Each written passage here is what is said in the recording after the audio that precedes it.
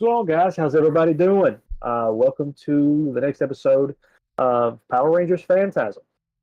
We had been expecting to do this one at the end of the campaign. Weather has been rough around these areas, and so for people living in East Tennessee, Virginia, and surrounding areas, uh, you on our minds. Try to send all the vibes. Um, Definitely goes out to a sale. Please be safe. We'll be connecting sooner later tonight. Just want everybody to stay safe and do the thing. And but yeah, we're going to be here tonight talking about tabletop RPGs, talking about virtual tabletop, talking about our experiences with just all things role playing. Because our sister channel, Inner Geekdom, has been doing a lot of Red M role playing stuff like that, which is just a different take of role playing experience, different type of game, and they've been going nuts with it, and it's been going good. It's been really good content, and so we're gonna talk about a little bit of everything. As always, we got the same people here at the table tonight. Missing a cell. Hoping to hear from her again tonight. Connect with her, and hope you're safe. Take care of yourself. But yeah, going around the table, I don't know who is to my immediate left, right, up, or down. So I'll Your let you guys left would fight be for it. Shorty. I guess I go first. I'm right below you. You're on Look top at of the that. pyramid tonight. So, Oh, as y'all dude. know, I'm Shorty Mafia. You can find me on Twitch, Shorty Mafia. I have stopped streaming Rust. I have officially deleted the game from my computer and Oh, will not no. be reinstalling it. Oh, snap. The What new happened? changes, That's the new updates are not in my liking. It's not meant for solo play, and I'm a solo player, so it's just not. It's, You unless they would change. oh you would be Unless like they, the fucking emo kitty toad type, like oh well, I'm a very grubby kid in wrestling. I hang out with a shotgun, hide in the shadows, and when it's 1 versus 3, I can deal with it. When it's 1 versus 28, it's a little rough. oh no. Okay. So I've decided that the way the game's going is not meant for solo play. I'm going to go to more games I actually enjoy. So you will be finding me streaming Minecraft again, actually. I've gotten back into it. The new updates with the server I'm on is a lot of fun, so I'm looking forward to catching y'all at that on the days that I'm not streaming on here or Inner Geekdom with our good friend Rune over here. About this time, so Yeah, you'll also be doing some Red M with me. You're playing yes, as Ala Yeah. Michael over there. yes. You're part of As the y'all can. Oh part of no, the so it's not Buckman Alan bunch. Michael, it's Alexander. So it's the full name. I go by my full name on Reddit. Oh, I wow. don't just go by Allah. I go by Alexander.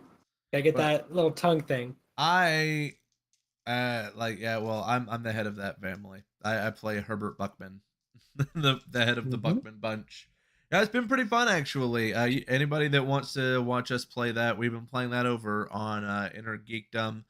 We actually have a lot of people in our community that also stream themselves. So if you like Drusy from the Fallout campaign, or Pancake. Jared Yeah, Pancake, pancake. yeah, they're all Pancake, streaming yeah. it as well. So we got a bunch of us in there now that are streaming Red M, and it's been pretty fun.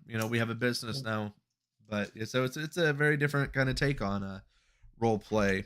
But I've noticed that people that come from tabletop role playing do a lot better diving into 5M or Red M or just anything like that in general, because they kind of already know how to play a character, though.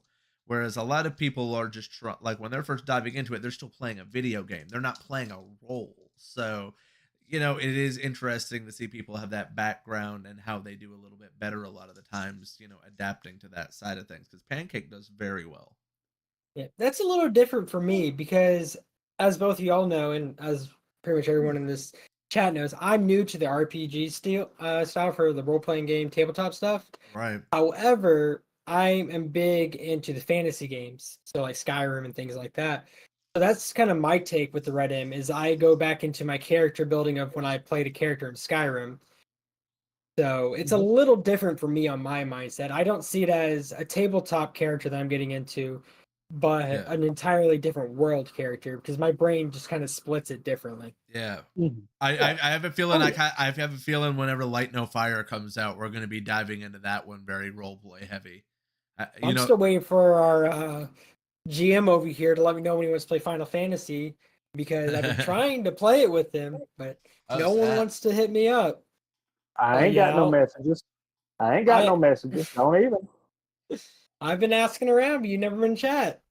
He doesn't hang out in the chats. Which, like, you will direct message me stuff that you randomly see on Twitch. But when you want to chill and hang out and do nerd things, you're like, oh, yeah, I don't see you around. Blame my ADHD. I think of on the minute type things. We are goofy though, because like a lot of us do hang out in the Discord chats like that. Ben doesn't hang out in the calls like that. Yeah, we do have the hangout chat that we kind of just hang out and we do chill in there. It got crowded last night. Like it actually got pretty crowded in there last night. Just like hangout. Like I would love to, but if I did, I would get nothing done. No, you wouldn't. Like, no, dude, I would not get anything done. Like if anyone watching doesn't know, I have a web novel going live June 3rd. I have deadlines. I have chapters that I have to finish writing. And if I join you all in that thing, speaking of which, since you brought up your web novel, where's that going to be released on? Since you'll be able to find on June 3rd. You should be able to find the first 15 chapters on Royal Road. Royal Road has awesome lit RPG stuff. The genre is lit RPG. You don't know what that is? It's literary RPG. It's a niche, up and coming fantasy genre, and it's a lot of fun. It's really cool. So we got 15 chapters going live on royalroad.com, and then we'll have a Patreon going live to see the next 15 chapters in advance for people who want to support the story. We have some awesome artwork coming in. We've been able to bring an awesome team over the past few weeks to really get plugged in on this, to just really make this thing shine, to truly try to elevate it and put more of it out there. So we're also, the next campaign after the Power Rangers one is actually going to be using a system to translate lit RPG setting into a tabletop RPG. That's going to be the next campaign. So stay tuned for that. It's going to be a lot of fun. Yeah, we have we'll be doing few that'll be happening this summer too, because we've got we've got on Mondays. Mondays we're going to be having a Marvel campaign to coincide with the Deadpool movie coming out, and that one will be another Tailspire campaign. I'm still looking forward to seeing if we're going to be using a virtual tabletop for the Eidos campaign. Because I think that will be a good. I've got it on my list. I definitely think that. Well, and that's an interesting thing. Oh, and of course, Pancake will be doing the mech anime, the mech anime series, the Lancer. Lancer RPG. We've been talking with Massive Press, hoping to get some. They've talked about offering us some PDF codes of the Lancer RPG series. So fingers crossed that we finalize that with Massive Press and actually have some giveaways for this RPG system, because maybe Pancake will win with it because he won the Avatar while doing the Avatar series. Man, let me tell you, that kid's so funny. Like he's also been doing really good in Red M though, so he's funny. But speaking of your webtoon though, or your web novel, on my channel I will also have a link to that page, so people who follow me will be able to go to that. Since I did do the anime show on the Inner Geekdom, for those who are into the manhwa genre, it's sort of like solo leveling, where you have your game character or game stream where you get all your stats and stuff like that, correct? Lit RPG, to sum it up, is you're in a world where a system is in place, whether that be a virtual reality MMO, kind of like Sword Art Online, Log Horizon, or modern everyday thing. Something happens and the world is gamified for reasons, for one purpose or another, and it's really cool. Like the fun tropes they always talk about it is people get stats, people get skills, classes, abilities, and numbers go up. As long as you check those off and allow the reader to go on a power journey, then you're good. And so that's pretty much what we've done with tabletop RPGs for years now, uh, especially before we came live on Twitch.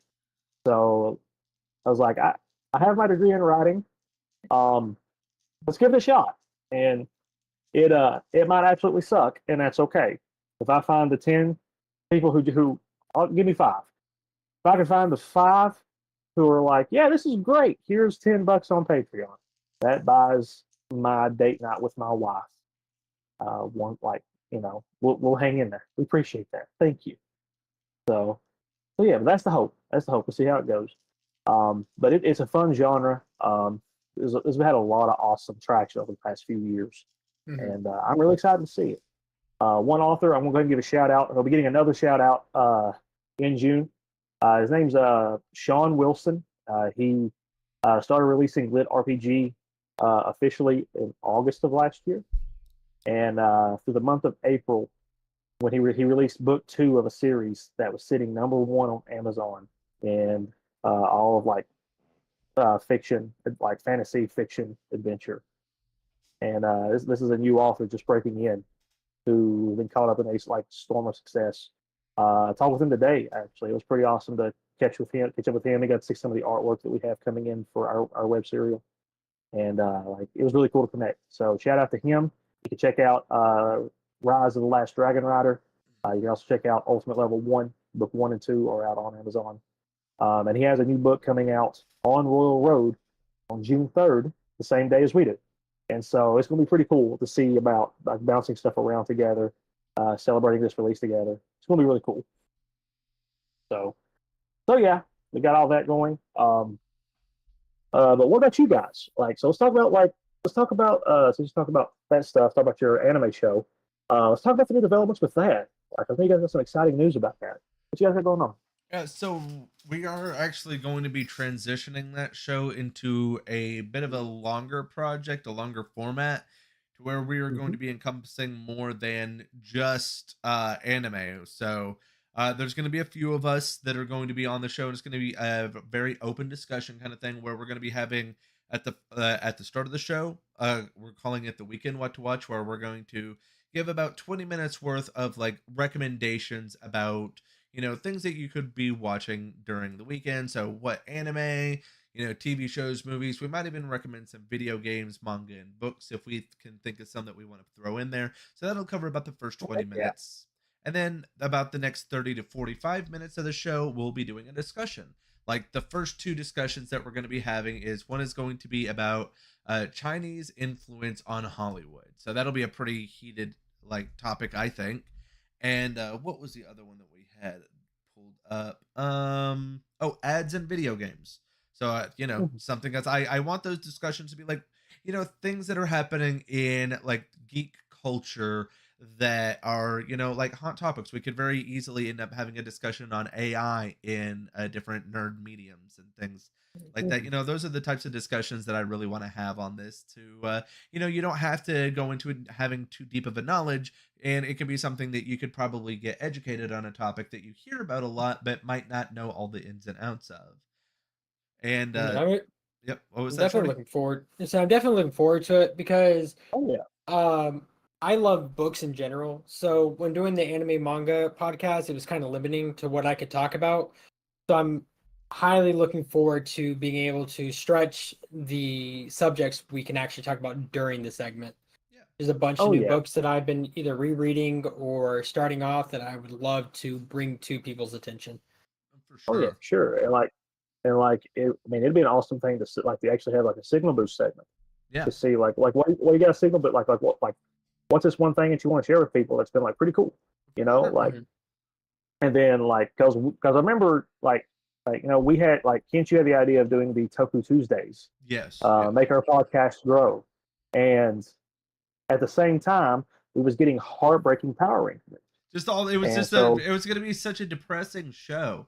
Like that's so hard. It's so hard to run with it. I don't want to just have like a downbeat, depressing tokusatsu show where it's like, well, welcome back everyone. We got more bad news. Like that was going to be such a bummer.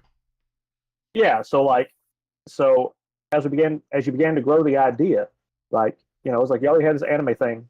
an anime show in the motion Yeah. to work on off weeks for the Toku Tuesday thing. Right. So now it's all in one package. Yeah. So that it'll be able to, so it's going to be a longer format, able to just talk about the variety of topics that the community is passionate about as it happens. And that's going to be good content. Well, because there's a lot to talk about, it's kind of hard to want to stick to one format.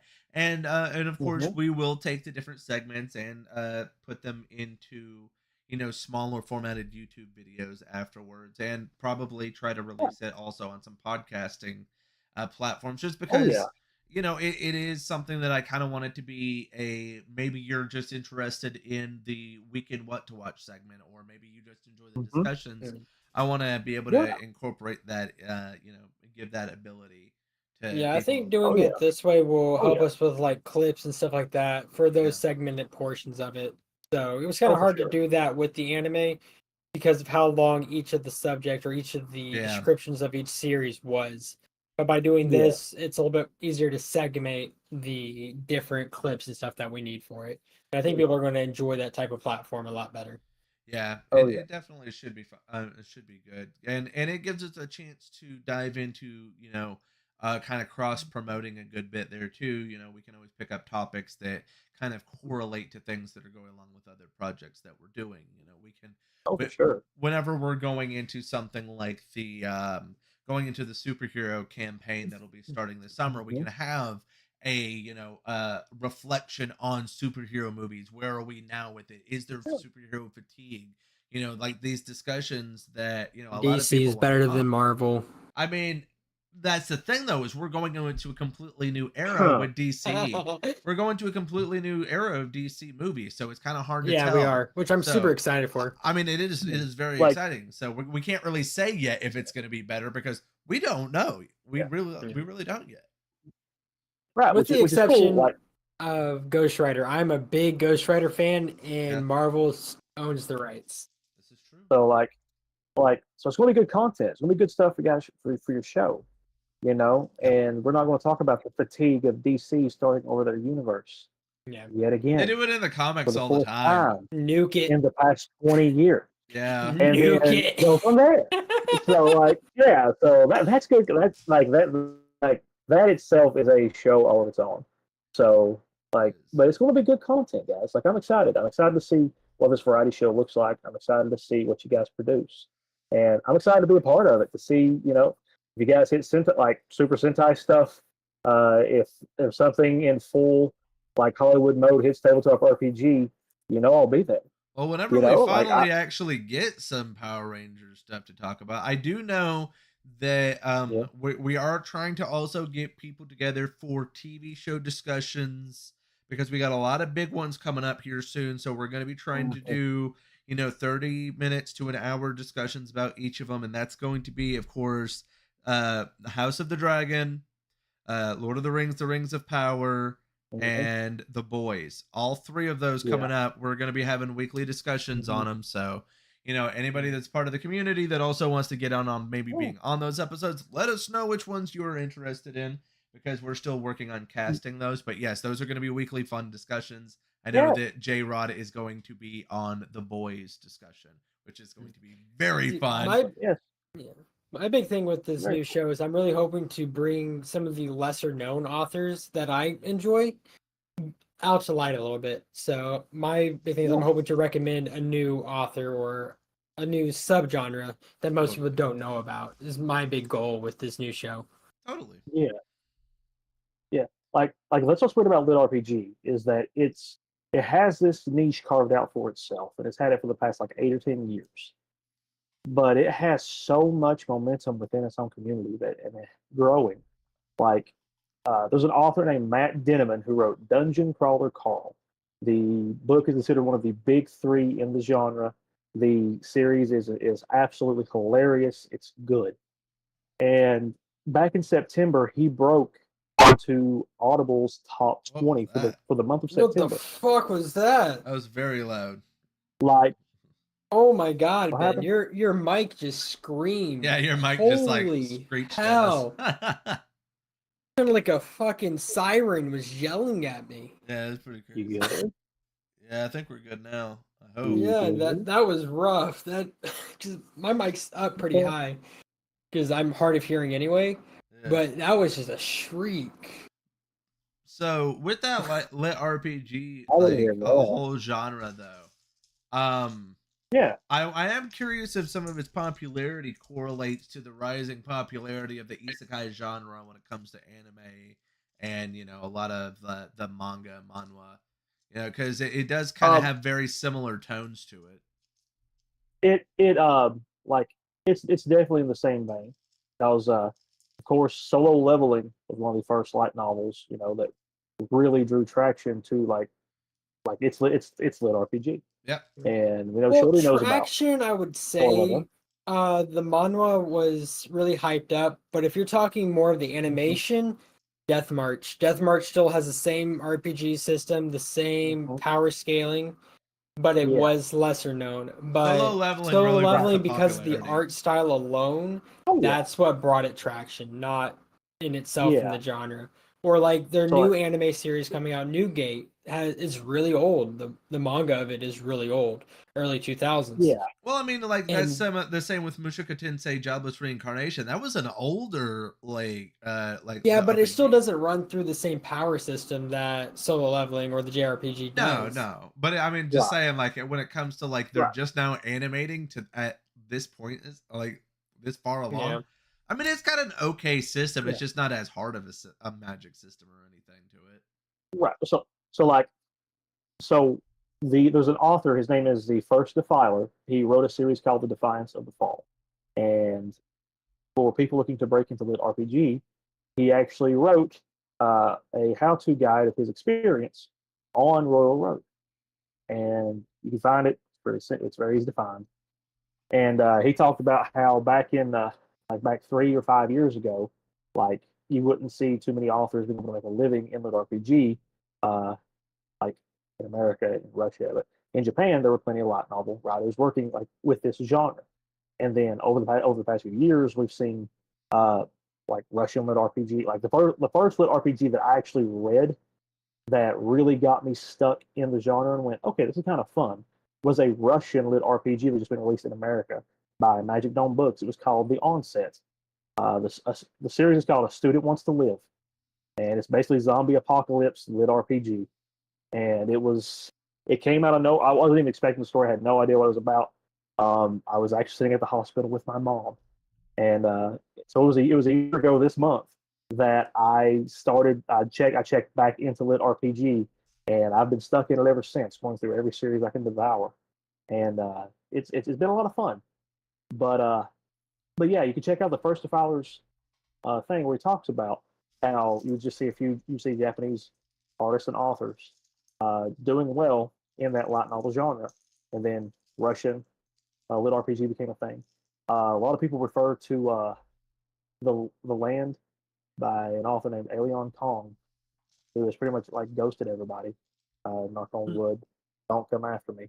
That yeah, like that lit RPG became he is unofficially accredited as the father of American lit RPG because he is the one that coined the phrase of being the father of American lit RPG. But the land did Self-accredited, I well. love it.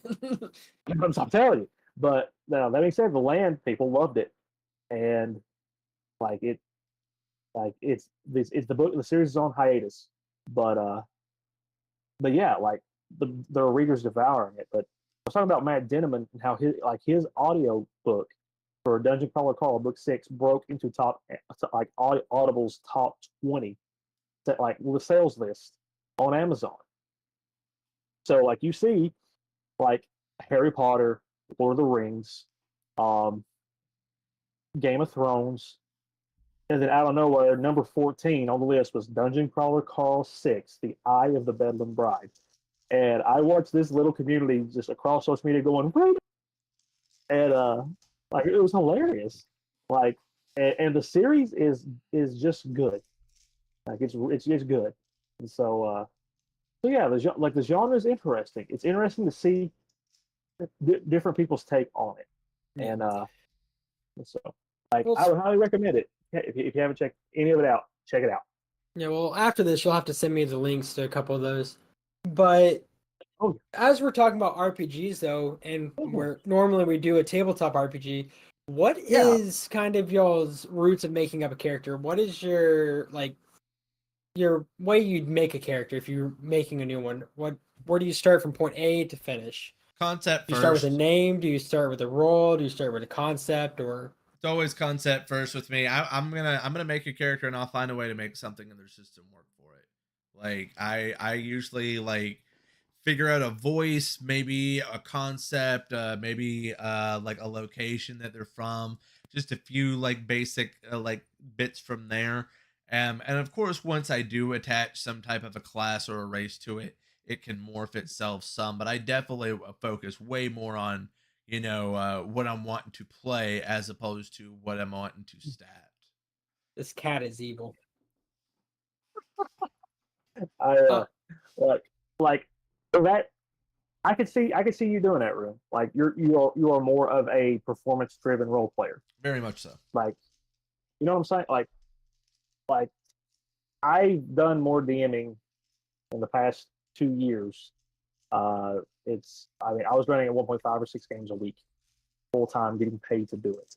So when I actually get the chance to develop a character and do the thing, I'm sitting down looking at the people who I'm playing with, looking at the setting, seeing what people are wanting to actually do in this story. I start with the overhead view because world building is where I always start as a writer. So I start with the overhead view, and then I go into cool. What does the party need? Now, if I'm playing by myself, like because you talk about being a solo player on Rust, I'm a solo player on Final Fantasy 14. Like I like the free company stuff is fun. I've enjoyed playing with other people, but I'm more of a solo player myself. And so, and it's about what I'm experiencing in the world. So the last time I got to make a character, um, I broke Don Rosar. I'm calling him out by name because like he killed my character within a month and a half. Because I broke fifth edition and was able to DM as a player, and it was my way of getting back at him for power gaming, like a 2 years straight at the same table together, and like I was able, like I went Clockwork Soul Sorcerer, and I got to use the spells from Strixhaven. So for the 5e guys out there, you know all that stuff. And I literally I got to DM as a player. He killed my character. I think Alba the Owlin died within like 6 sessions. Like it was the quickest character death I've ever seen. He did not like it. So I go with what does the party need, Well, I and go from mean, there. for me, a lot of the times I have a lot of characters already drawn up. So, Mm-hmm. like I've already got a lot of concepts written down. So if the party needs something, it's like, oh, they need a barbarian. Well, guess what? I've already got the bulldozer ready. My like Minotaur pro wrestler character. Oh, he's ready to go. You need yourself a druid. I've got a druid ready. I've already got characters for everything pretty much in the wings. So, it's just like that's the funny part of it is I still have that approach of attacking it with Yeah. here's my character Mm-hmm. concept. It's just a lot of the times I end up enjoying the character creating for a system, so I end up having like a little Yeah. folder of a bunch of different characters already made up. Which brings up one of the things we were talking about earlier before we got on here was the idea that you've been playing tabletop RPGs and stuff like this for over 20 some years. Yes. Yeah, You know, I like I've been playing. 21, 22 years now, something like that. Yeah, I've only been playing for 4, Yeah. and so like I don't have that backlog of characters. Like I always have like these concepts that people like. I had one of my players was like, I'm going to get a dagger of bin slaying. So every time you get tired of a character because you have so many you've been wanting to play, just let me know. I'll stab you with it, make a new character. Yeah. And I was like, okay, we'll see. But he never got to sidebar: use I am loving all the cats in the chat right now. Y'all are awesome. Yes. But I think that that's also a thing of a lot of the times I just have characters. I'm very big on my voice Yeah. acting, so I already have like this other side of it with me where it's like where I see a character and almost just in my head I'm like, this character probably sounds like this, and that already adds a Mhm. layer to a character as is, just because even though it is not really development that much, it just gives a roundness to the character, and that usually, it helps me out a lot because the bulldozer, he's a minotaur barbarian, so he's gonna have that pro wrestler kind of voice, probably very Hulk Hogan-y. So that's Yeah. and I feel like that's a big part of my RP is voices. Anyone that even watches me play Red M, I'm always playing characters that have crazy voices. I mean, I played Keith in Grand Theft Auto for a good while. Yeah. So like I am one of those people that like to drag certain characters into different things. Like I have Herbert Buckman in Fallout 76. He has also been in Grand Theft Auto for a short period of time, but the admins didn't like him very much. So, and that's the funny thing about it is, like, do you guys find yourself in the different medians of role playing that you do, kind of taking, maybe not having the same exact name, but kind of taking a character and just kind of moving them into different settings, like a character, your kind of your happy place character? Well, that's one of the reasons why I asked the question in the first place. Just like how Ben brought up, we all are in different timelines or time frames of this genre. Yeah. So you've been doing it for 4 years, and you've been doing it for 20 years. I've been doing it for about 4 months. Yeah. So we're all at very different stages, and I find it fascinating how we each have different ways that we build these characters. For me, the way I built Allah in the last one was I read a lot of books, a lot of rogue books, a lot of very solitude books, and I try to envision that character and try to bring him to a different scenery and how I would play that personality in that scene. That's how I build my characters, which is vastly different from how y'all build y'alls. Yeah. So well, it's a really cool talking point. Well, it's because for me, this is my acting medium. I always enjoyed acting and improv. So for me, this is my stage for that. I get to do that not only for tabletop role playing games, but even when I was playing the Arkham game with John the other day, that was like I'm very much like playing it off. I'm acting out parts that the game's not even saying you have to act and stuff, but I'm creating story as I go along. It's one of the reasons one of my favorite card games is a game called Gloom. I don't know if you guys have ever heard of it, but it's a very fun game. Yeah, you have like 5 family members apiece, and your goal is to try and make your family suffer before they die and make other people's families have good things happen to them. And it's really funny. It's so funny when you have people that'll act out the stuff. Oh, you would love it. It is such a you game. Because you're handing out like fortunes and like good things to other players to keep them from suffering. Exactly. And so you're giving them good things and they're upset about it. Yeah, exactly. And so you're like kind of seeing how the different characters' lives are going along and the funny, horrible things that are happening to them. And it's such a dark game, but it's kind of one of those it's got a very Burton-esque like Del Toro kind of art style to it. So it's very much in a fun vein like that. But that's the thing though, is a game like that can be fun, but I think it's more fun when you add the role playing and story elements. You don't always have to be doing character voices or even doing voices at all, but like instead of just saying that, well, yeah, but instead of just saying, and instead of just putting down, I play down, you had a bad day because you fell in mud. No, it's more fun if you're like, oh, this is what was happening because of the last thing, and this is how that led into this new thing. It's more fun to role play it out and add that flavor to it. And I feel like that's kind of the stage that makes like a lot of tabletop games even more fun, whether it be a role playing game or just something that's not necessarily a role playing game, but you kind of turn it into one. Yeah, like and there's different ways to go about it because, like, I think it's funny that as we're sitting here talking about how we've come into this in different stages, anybody in 5e, if they had Shorty sit at their table, their immediate response would be, oh, he's the edgelord rogue. Yep. You know what I'm saying? Like, and that's always been an edgelord rogue. Yeah. Even from Avatar Legends to now, he is still that. Yep. He That's sits my in the favorite corner. genre of book is the very dark and gothic style. Yep. So that's Well, that's where my brain what's goes when I'm making a character. But it's such a trope in well, D&D is why it's funny. like Yeah. yeah, like the joke is like so is 50%, and this is me being generous, by the way, of 5e players, new players that come in. It's like, how you doing? How much character? How much character backstory? Well, My grew up an parents orphan. died. My parents died. You know, like, I'm and it's Batman.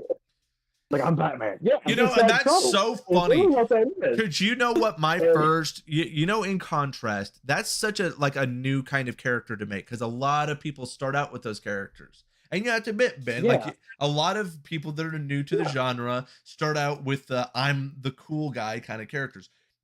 Have I ever Yeah. told you what my first like real character was for a campaign? No, you never did. I was a halfling sorcerer named Benedict Sizzlestone, or Bendy McSizzles for short. And Okay. yeah, and I had a deep love for large women, and that was a whole thing with him. And he was a coward. He was a horrible little Nice. coward. He would use like rope trick to get out of situations and everything. Like, I was not playing the hero at all. I was 100% like a coward that cared more about like getting money and stuff. Like, it's such a, Well, that's like it's so funny our because inside- I don't see many new people wanting to play the character like that. Well, it's like one of the It's like first episodes that I did with you. I threw knives in someone's eyeballs. Right. And I'm So- over here. And I'm over here when the dragons are attacking. I'm just like, Olga, oh, I have to go to the pixie kitten and make sure she's okay. You know? Yeah. like the first character I ever got to make playing 5th edition, he was actually an artificer. Okay. That's actually That where fits this you. came from. It was an artificer. That's where this came from. Yep. And so he was an artificer, and he was an artificer gnome. He used to be a forged domain cleric Okay. that was excommunicated by the church, and he ended up developing the first firearms in the realm because the DM let me have guns, and like that's all it was. Like Yep. that was it. So it was just a cackling gnome who would ride on the barbarian's back, shooting guns right next to the barbarian's ears as the barbarian charged. That's all it was, and it was fun. I feel so bad. Like Brandon, I miss you. I love you. I'm sorry if we broke you DMing because our party was so overpowered. Oh, I'd So- be we have, like, asking how's that tinnitus? How's that tinnitus? So that makes me wonder though, do you have a when you're playing a character, do you have a favorite stat, like a stat that you typically have that at least is pretty good? Because you seem like you're pretty good on like either intelligence or magic or something like that. No. My favorite stat for any character is a negative modifier. Okay. I do So a enjoy negative modifier. I do enjoy having a negative on something. Yes. So what this looks like, Jordy, would be like let's take Allah's as the Green Ranger. Okay?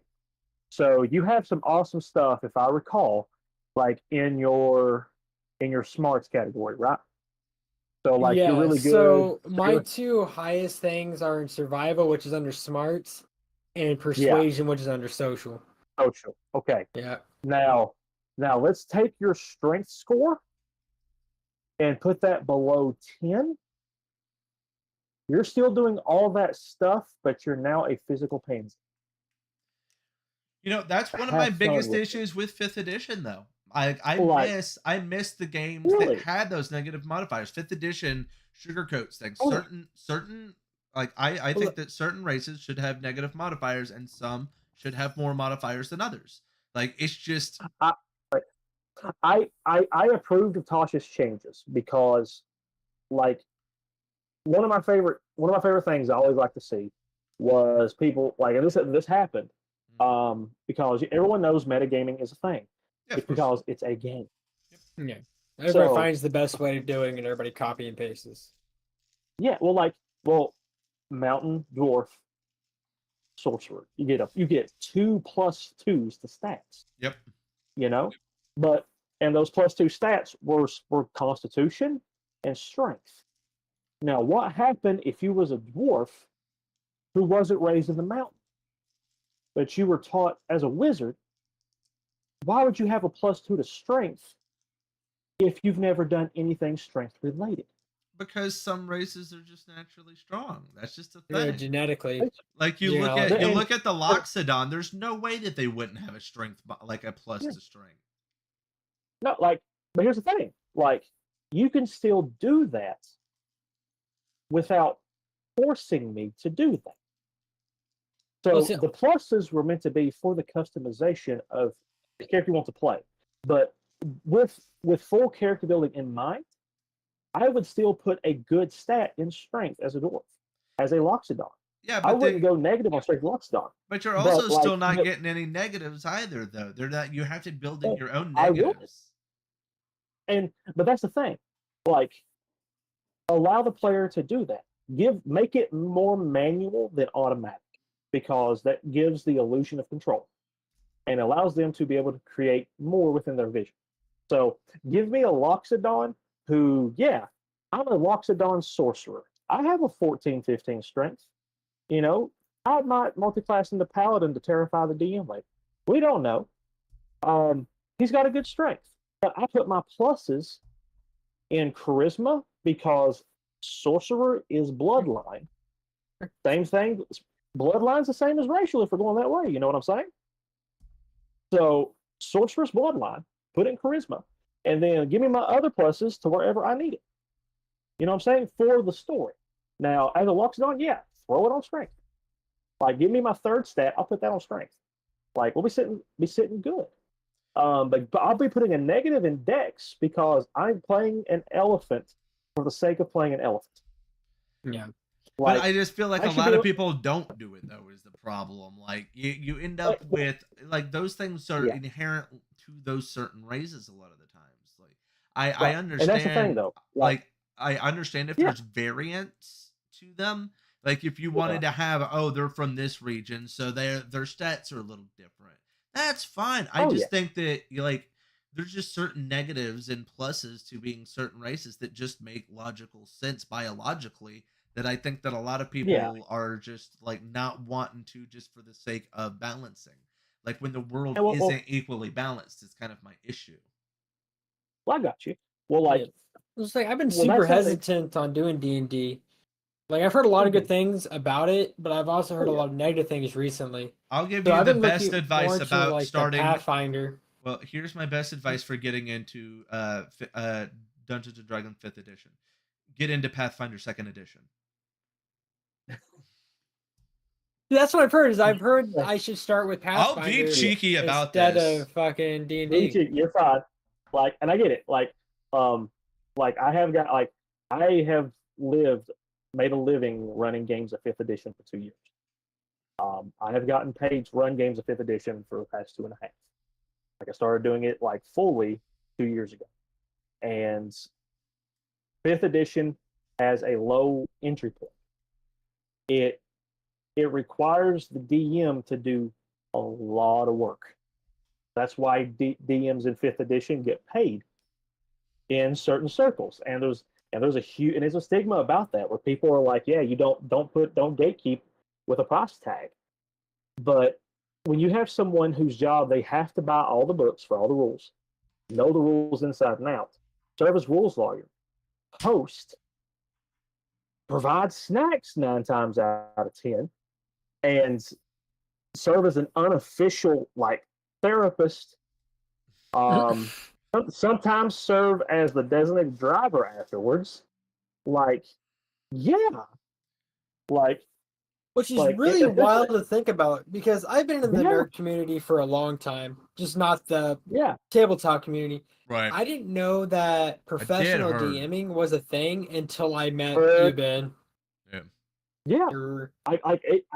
I just fell into it. Like, it literally fell into I wasn't even looking to do anything like that. It just, someone was like, yeah, we heard you run D&D. It's like, yeah. And I was like, well, hey, we're trying to do it over here for community booster. Like, help us, get community up. Like, we'll pay you. I was like, oh, I don't even know what that would look like, but sure. And then, so when that's how it hit my radar. And then when I began doing research into it and discovered it was a thing, Like this was back in 2021 when I fell into it. COVID. When at the height of COVID, like you can literally see, like there are articles showing that dungeon masters in New York were averaging $150 an hour Yeah. Yeah, I take that. running games of Dungeons and Dragons.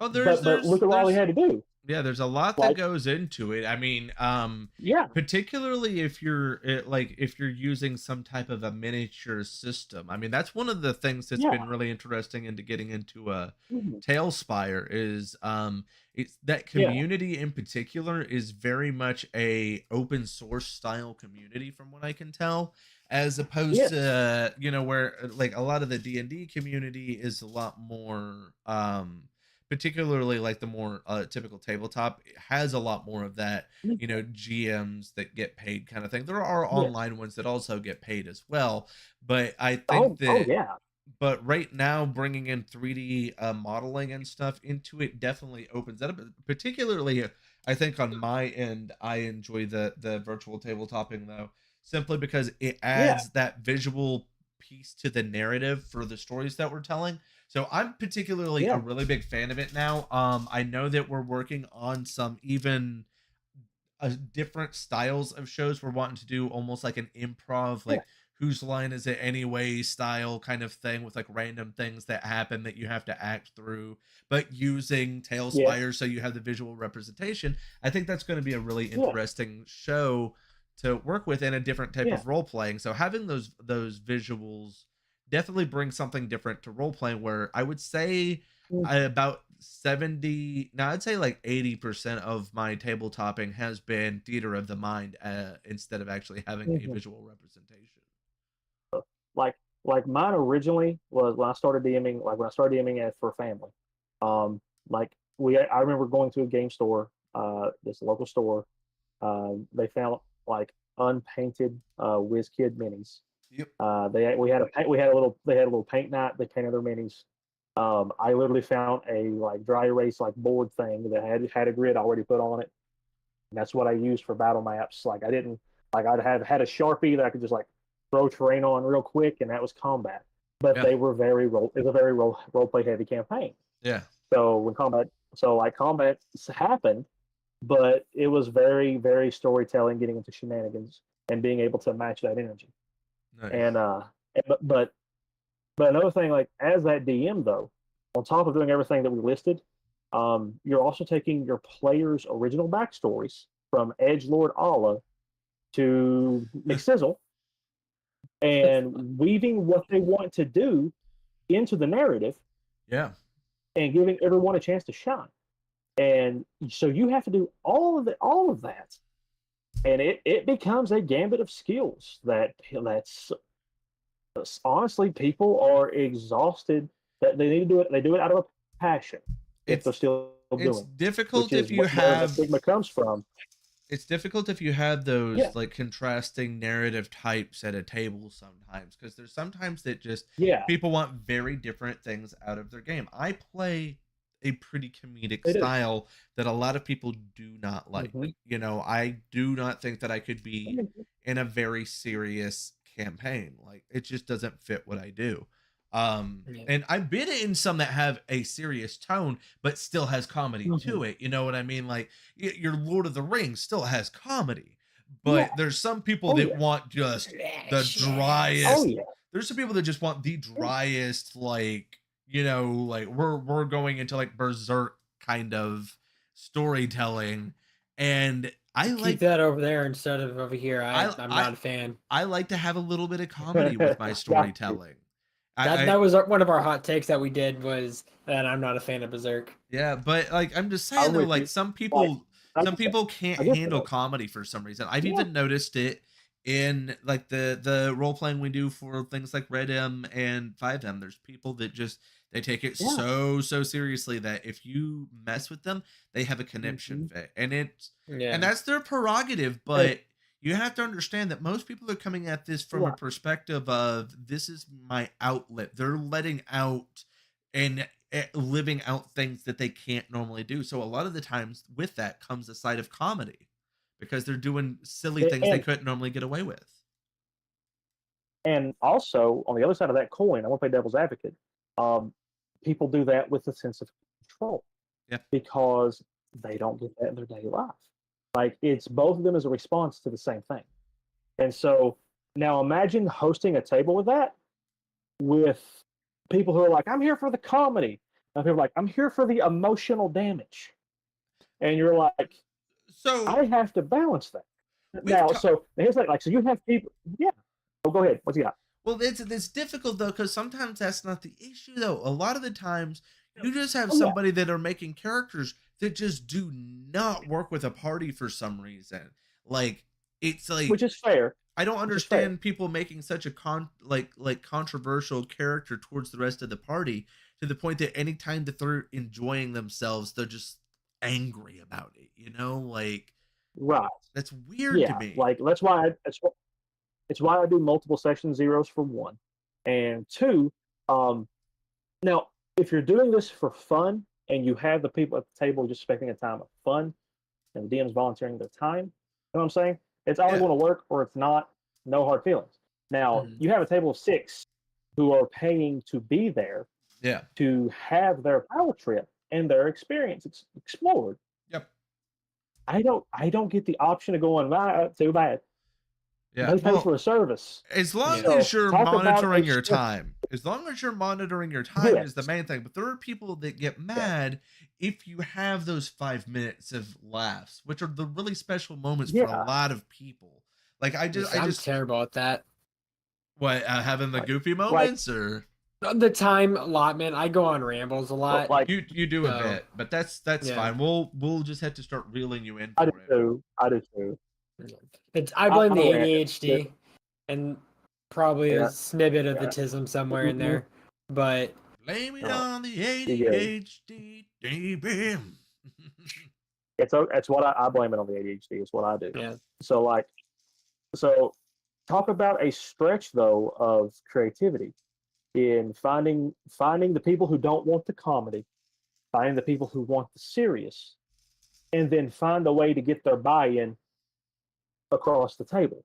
Even harder is finding people that have the same type of comedy, because you got to remember there's a lot of people that think certain things are funny that are just not, you know. I have a really cynical, dark humor type of personality, and a lot of people don't get that, and I get a lot of flack for it. It's hilarious to me, but some people do not. We just make fun of you for it, me and Jared, though. It is what it is. Like I would say me and you when me and Rune first met, his nickname for me was Pretty Girl. You're a pretty girl. Yeah, I am. But I get that. That's a joke and that's hilarious to me. But some people would get offended by it real quick. And I don't. Or like whenever we play these sessions, I might play the edgelord every time. Right. But I still try to fit my character within the group that's playing. Yeah, because there's a difference. Because I've played with people that'll introduce a character that you can tell that they just do not want to be part of the party, and it's difficult, particularly where a lot of sessions, and this happens a lot, is new people dropping in out of nowhere, and that's just a thing that happens because people drop out, new people drop in. It's just a part of tabletop gaming. And whenever you have that new person drop in and you already have a bunch of people that are already, they're already running around with Sparkles, the unicorn, and doing all sorts of goofy things. Then you have golden fucking nuggets. And then you have somebody that's like, oh well, I'm part of the game now, and I'm super dark and edgy, and I don't like that you guys are doing this, and I'm gonna call. I had somebody call the guards on me their first session because they didn't like the shenanigans that we were pulling. He also tried to turn invisible and run away from me, so I cast fairy fire on his ass, which was funny because he was running through the sand, so we couldn't see his footprints. So I made him sparkle, and then we beat his ass and tied him up. I find that really weird because I'm like, even in real life, I'm really good at meshing into a group and just kind of integrating. Yeah. So I don't understand how it's hard to do that in a fantasy world where you literally can make up anything.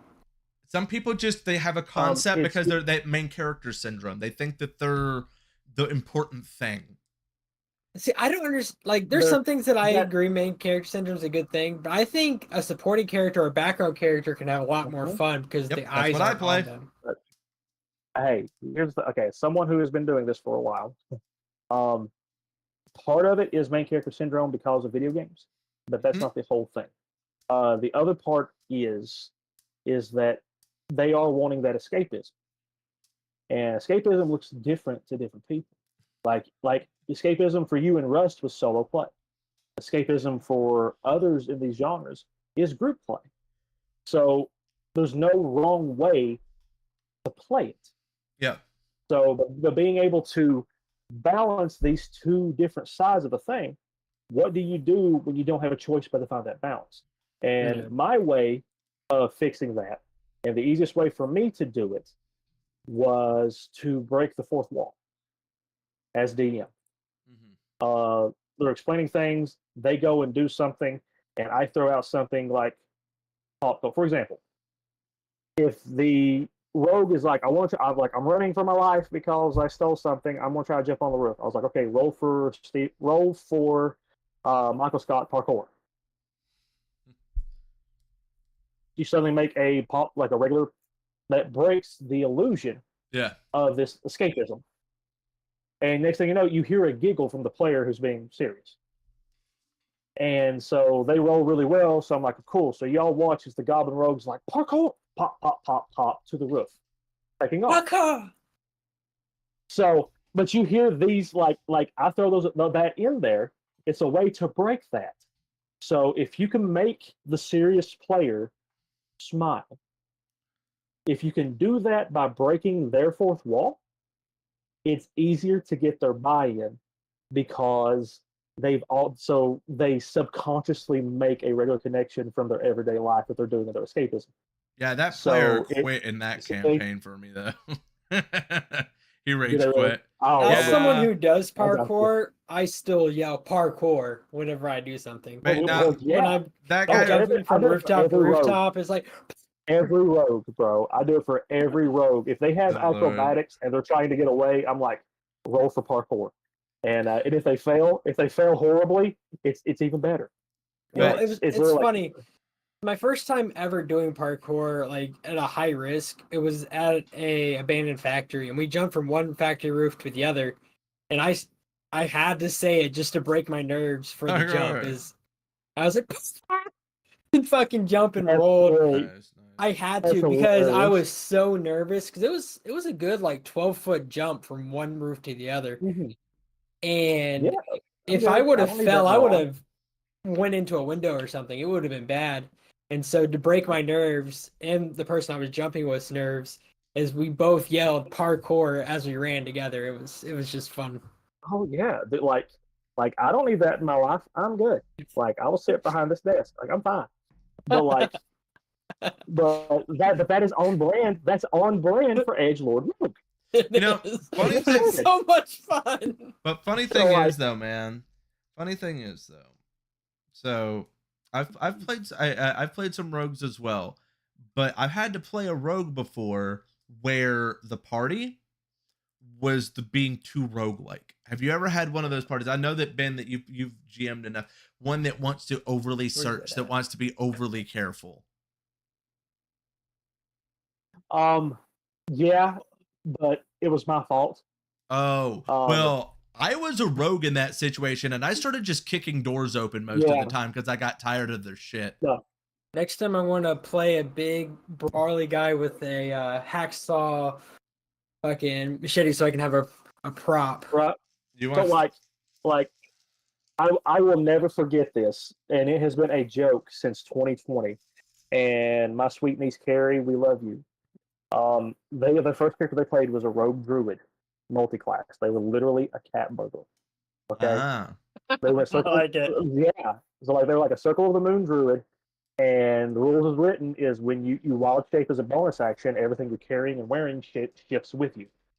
And so what was hilarious was they were trying to break into a warehouse, and they never checked for traps. Like 3 times in a row, Like, so the trap was like glyph of warding fireball because I didn't know what else to throw at him, so I teach him a lesson. And what was fun was that there were tieflings, so they're like, I'll take it on the chin, it's half damage because I have resistance to fire. And I'm like, okay. So they go, okay, we're trying to bust these animals out of these cages. Click. Did you check for traps? No. Give me a dex save. Okay, you take as much damage.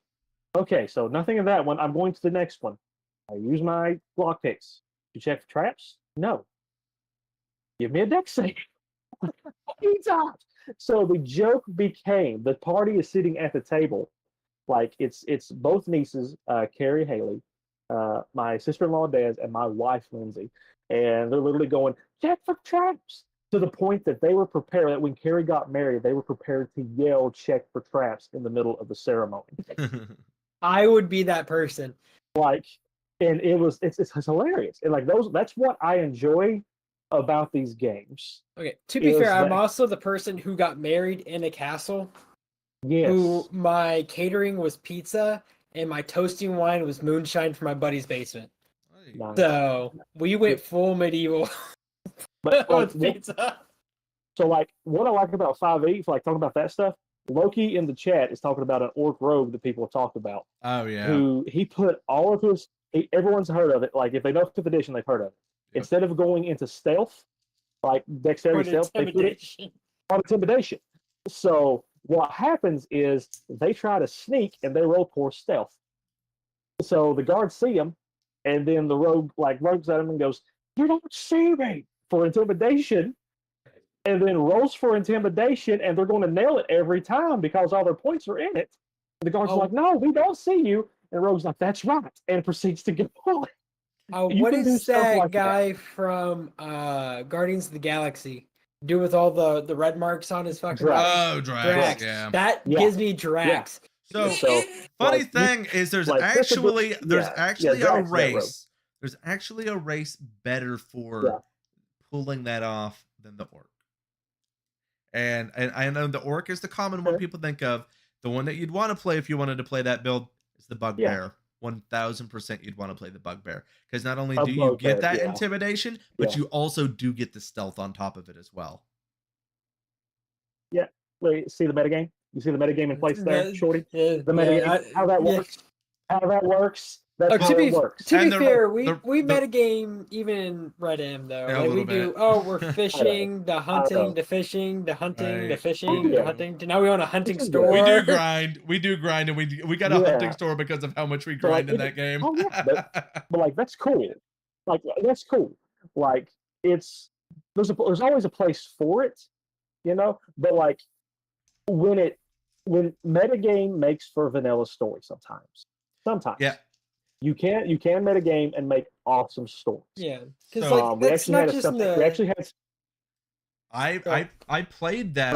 I played that though. I played that bugbear though. Is why I brought it up. Mm-hmm. But he wasn't a rogue. He was an ancestral barbarian. But he had those sneaking abilities.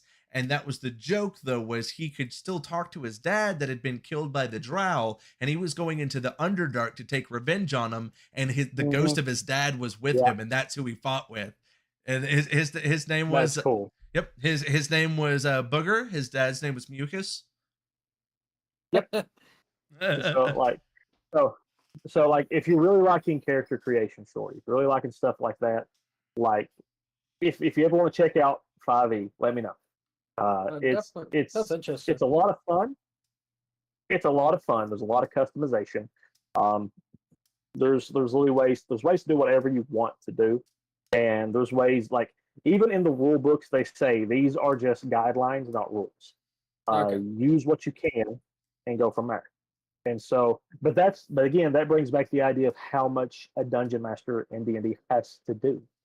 Is be aware of those rules and how not to break them so everyone gets their time in the limelight. But I will say, with Dungeons and Dragons, you have a lot of built-in lore already to pull from. So 5th edition is actually one of the better systems for that because you have a lot of inspiration. Whereas if you look into something like Fabula Ultima that I'm working on right now, I'm having to build a completely new world. I don't have the Sword Coast or something like that to pull lore from. Yeah. yeah, so like when I had to run all these games, I immediately went to modules because I could not afford to write 5, 6 homebrew campaigns day in, day out. I picked a Yeah. module, we went through the module, and I ran that same module for every single game. Yep. And it made it a lot easier, but it was a lot of the same flavor. The only thing that made it better was the different ways people addressed the same challenges. Oh, yeah. And so that was fun. Well, So, like on the but metagame it's subject, like it's the same thing in card Yeah. games too. Like Magic the Gathering, Oh yeah, there's Yu-Gi-Oh, definitely a meta for Pokemon. this. Like there is meta, Well, like you yeah. have your meta builds, and you see the same characters, same Yeah. monsters, same. And that's strategy why I was every single never. That's time. why I could never get competitive because I'm very much a. I'm gonna pick the one that has the art that I think looks cool, kind of. Well, that's player. why I play Legacies Yeah. because there's not that meta anymore. It's Right. like it's from the 90s to now. You can play anything with the Yeah. exception of like very few cards, but it leaves everybody open to play the way they want to play. So like I love slivers. I love the art. I love how they coincide with each other. And no one plays them. So I'm not worried about seeing another sliver deck at a competition. I mean, I haven't played Yeah. one in a long time, but I have played a sliver deck before. It's so much Oh, yeah. fun. Oh, dude, Sliver Commander right now. Sliver Commander looks so much fun. Yeah. Well, I don't play but- Commander. I play traditional, but either way. I'm with you. But Yeah. that's the interesting thing when people come from when they hear games and they hear RPGs, they hear competitive combat. Yeah. Tabletop RPGs, you're not playing to win. You're playing to experience. Yeah. If trying you to have fun. the experience, you're winning. And so, but it's like 9:10. If you guys want to take a quick break, catch a drink, stuff, come back. We still got a lot of cool stuff to talk about. Talk about some different virtual tabletops. I want to hear more about what you guys think about the Power Ranger system. Yeah, All we you guys definitely cool need to taking talk a break? about that. I'm down for that. You good with taking a break, Ray? Yep.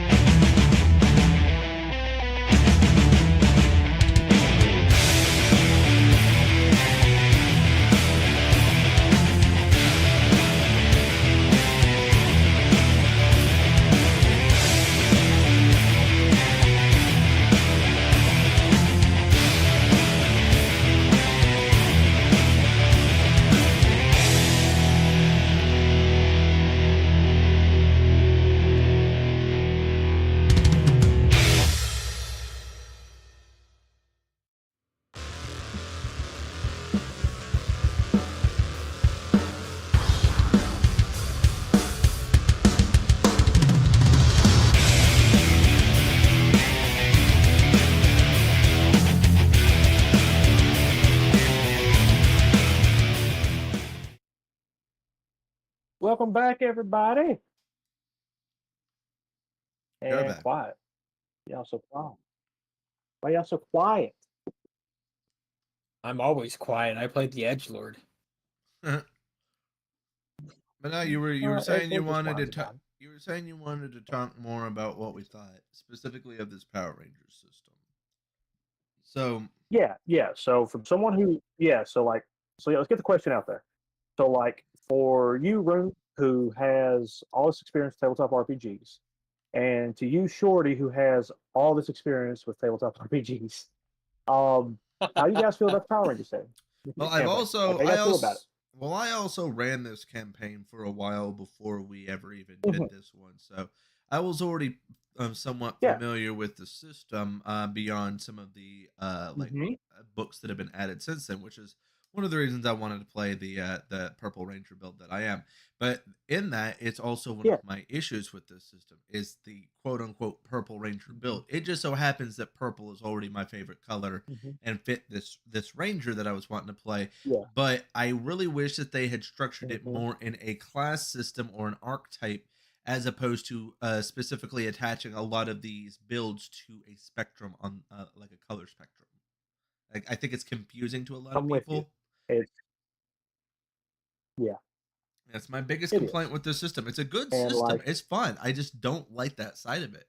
And they've even put out that they say, oh, play whatever, you want, you can change the color, blah blah blah.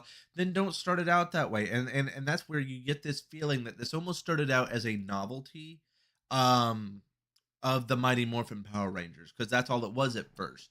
So it had this very novelty Power Rangers, but only Mighty Morphin, that then built into more of the expansive universe of Power Rangers, which is a good thing because there's a lot of stuff mhm. out there far beyond Yeah, Mighty Morphin. So I'm glad that there was that progression, but it was yeah. those earlier choices to put the Oh, focus specifically on Mighty Morphin that I think hurts it a little bit. and I think part of that was because the template they were using to develop the system to begin with Yep. was Dungeons and Dragons Fifth Edition.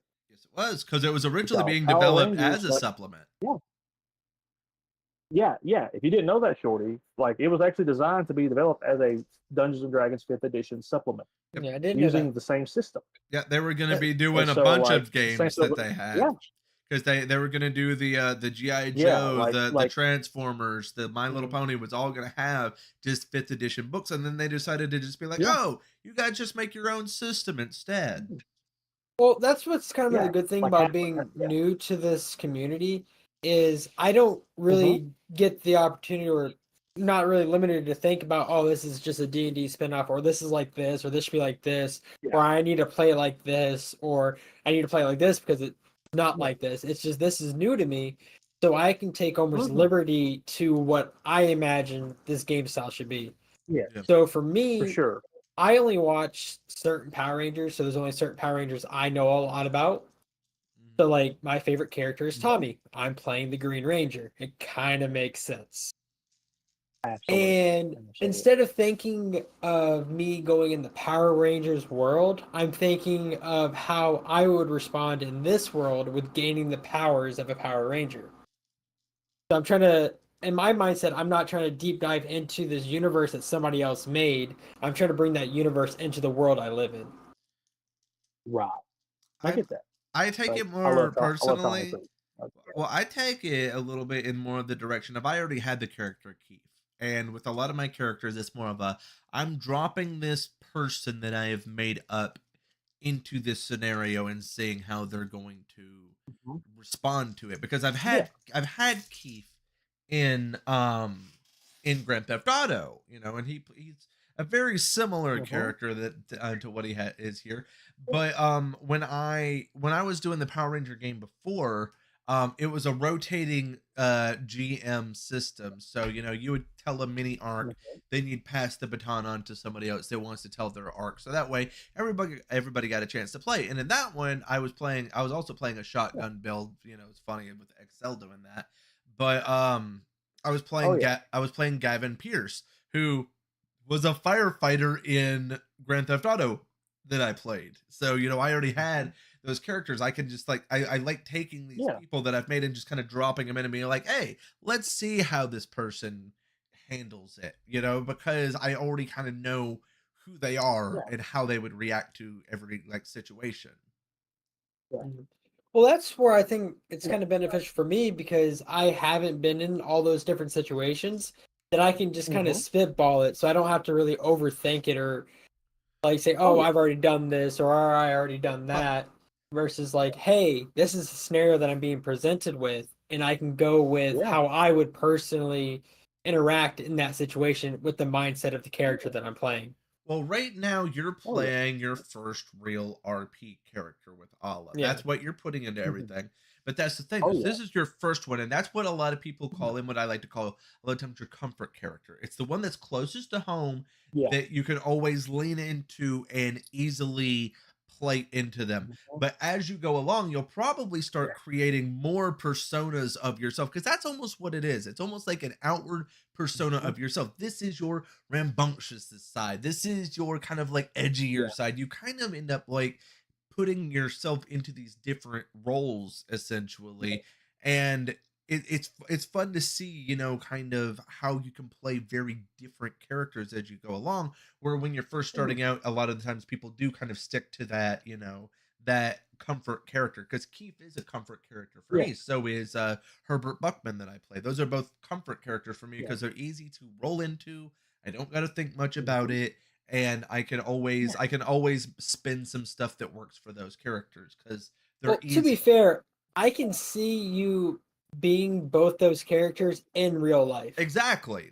That's the thing. But They that's are but that's reflections of me. that is it's that's the comfort thing. Yeah. Where Rogue Edgelord is your comfort zone because that's what entertains you. Yeah. You see what we're saying? Now I come at it from a completely different perspective because of my writing background. With me doing world building and continually designing characters to fit in these worlds, um, like yeah, it's the same thing. Like in acting, you always take pieces of yourself. How do these characters fit into these settings? Yeah. When I play in different genres, I could do that. But to me, it feels like the character I created as a part of the first story we're working on, say it could be in sci-fi, Mhm. they would not work in fantasy. So every bit of storytelling I do has a new character. There's been Mhm. times where I've been like, there's been times where I've tried to plug in. I can't because my Well, mind cannot remove them from that. but you're talking with your lit And so RPGs though, right? I'm talking with books, period. Well, yeah, yeah, Like but that's what even I when I was kind in of mean though period. is that's a little bit different though Yeah. because it's missing the one element Hmm. that makes you fit into the a lot of those roles, and that's the acting. You don't have to act whenever you're like writing, because when I'm writing stuff, I don't know Yeah, I you put do. well, no, not in the It same Yeah, depends you on exact do. your way. like the way you go about writing. Because like Uh, my dad has a yeah, writing degree as yeah, well, yeah, but the way he does yeah, his books is completely different than that. Yeah. He thinks yeah, of a concept and then yeah, he makes each individual character as he thinks of them. He doesn't plan out six yeah, characters ahead. He goes through a scenario with yeah. the Well, no, characters he no, you're has, missing what I'm what can go saying though. about, and then go about. You're missing what Oh I'm no, yeah, saying. no. What he? I'm Yeah, saying the actual performance of that character Mm. because when you're yeah. actually performing a character, you're limited by your range of acting. Is more of what I'm getting at. Whereas when you're writing a book, you can write beyond your acting ability. But it's still acting because when you make a character, and if you want the character to actually be able to perform for an audience, you have to have the audience connect with them. Correct? Which is one of the reasons you find motivations for the characters you make. You have to do the same thing in writing. Otherwise, how are you going to connect to? How is I going to get the reader to care about the main character? I have to find some way to make them human. That has to come from experience somewhere. The same Yeah, way you make a it's character. it's Yeah, it's just the a same. different It's medium the though. same thing. Exactly. That's the thing. Same Different but medium. different. Yeah, well, because that's Yeah, what it's I'm different. saying though is, Yeah. and that's what's funny is because there's also a lot of different acting when it comes to like GMing Mhm. in general. Because for someone that Oh doesn't yeah. do a lot of voices like yourself, you have to approach it Yeah. at a very different way for me. And it's funny because you can do Oh it with yeah. tone, you can do it Uh huh. with because you're not changing your voice like I Yeah. do. I'm always trying Oh to no. morph it instead, and so that Yeah. Yeah. it Yeah. definitely it also very much changes how the game is going to feel, having those It different does. GM styles. Well, It I feel does. that a And lot that- with like our Red Dead series because the way Herbert acts and the way he Mhm. goes about talking and stuff like that is very different than what today is because it's not meant to be what's today. Right. Or like with Yeah. me, I don't do an like exaggerated voice, but I add an accent into the way I talk in Red Dead. Yeah. Mhm. So Okay, Well, so like- now, if you're adding a Southern accent, do I need to be offended? it all depends. Okay. But On that's what? the When you were born. but Dang, okay. that's the thing though, because like when you're having like the different GM tones, I feel like that also plays a really huge factor on when somebody is going into a game like with what we're Mhm. doing, because a lot of people are Oh paying yeah. but they don't really know the GM that well beforehand. Is it Yeah. something that you feel that you should advertise beforehand of your GM style? Maybe like put some notes of what you do. Oh, you absolutely have to. You Yeah. have to Yeah. because the Matt Mercer effect is real. And that's And I exactly am why so- I say it. That's exactly why I say Oh it. yeah. And like, and I'm so glad that Shorty does not know anything about that. But you could still explain the Matt Mercer effect to him Oh because yeah, I'm gonna he's say not privy I to am. it. Oh yeah. But- So Before we So move on you- to that, just for Yeah. the on the accent Yeah. thing, you have to remember I'm originally from Texas. I had a deep Southern accent once upon a time. He's You- from okay. Texas. I kind of go, yeah, Okay, I go okay. back to it every once in a while. you had a southwestern.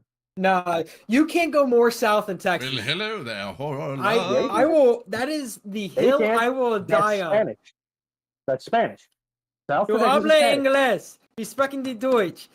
But Nihongo ga you- wakarimasu ka? I will speak any language See? you want. Somebody got No. Mr. Roboto. Texas is the What is South. Like he will die on that L mountain. I get it. Yes, it is But- the Alamo, there's a motherfucker. Hey, we came to the Alamo and saved your hind end. Don't We even. lost the Alamo.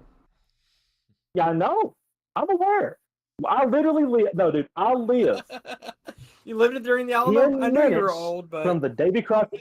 No, well, yeah. Look at the grave. I live 10 minutes from the Davy Crockett birthplace. Literally 10 minutes. I am in the same county. Like it's on the road I live on. Like we celebrate the Davy Crockett High School is the next county over. We have Daniel Boone High School.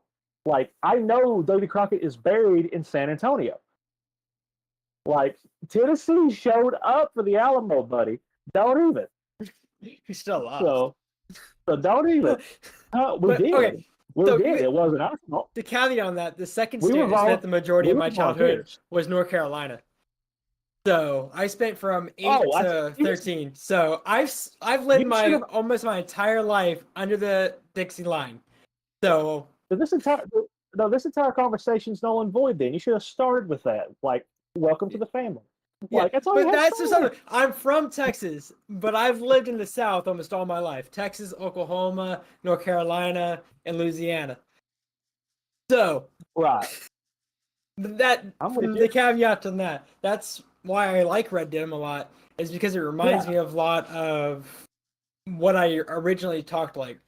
Well, I that got is picked on a lot, interesting though, so- because the setting like Red Dead is so interesting when you think about it. Because when you're thinking of like what a lot of people are thinking of with video games that they're wanting to play with their friends, you have a lot of your spacey shooter games. You know, there's a lot of it's interesting to see a bunch of people coming together for basically a performative Western when Western really isn't that popular of a genre.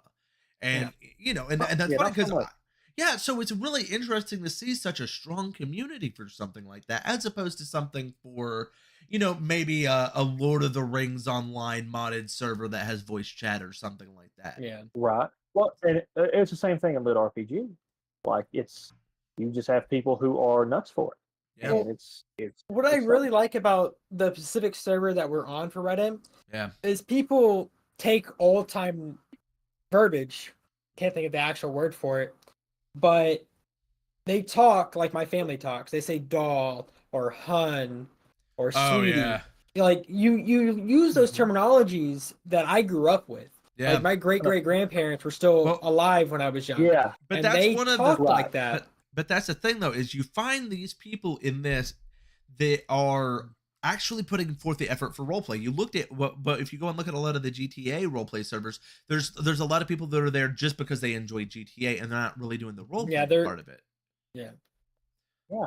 So it's Right. really interesting to see, but there is this progression of people that are wanting to role play in games more. Of course, you've seen it since the early days of MMORPGs, but now that we're Oh, getting yeah. things like proximity chat and Yeah. things like that, it opens up this whole new world of being able to basically live in as characters, especially with the more we move forward with VR. We're still probably a few years off Yeah. before we're having real Sword Art Online kind of shit going on, Oh, but yeah. we're Oh, still progressing forward in a way that we're narratively telling stories, in this medium that's really fun because yeah. I see a lot of people that are coming from tabletop role playing games like Pancake, for Mhm. example. Yeah. Anybody that Yeah. I've been bringing in that started out more with tabletop games has excelled in these types of games though, because they already know how to role play out situations. They know how to step into a character instead of just stepping into a digital version of themselves. Yeah. Right. I think Right. that's one of the I'll big make it. I'll reasons make why. this. Oh, go ahead. Go ahead. Oh, you're good. Go Uh, ahead. I'll go after uh, you. You're good. Go for it. that's I think one of the big reasons why I couldn't get into GTA RP is because I don't like, or my brain doesn't like the way that game is played. Yeah, And I don't like the city life. Yeah. I don't like how I'm those not. interactions are. I grew up in the Yeah. sticks. I like the sticks, which is Well, why I love the Yeah. hunting scene and stuff like that in Red M. I do Yeah. love that part. But we are talking about, because the people that do our Red M server are working on a GTA server, and I've talked with Jared about it not being city folk in it, but having like a biker gang that sticks more to the countryside of the map.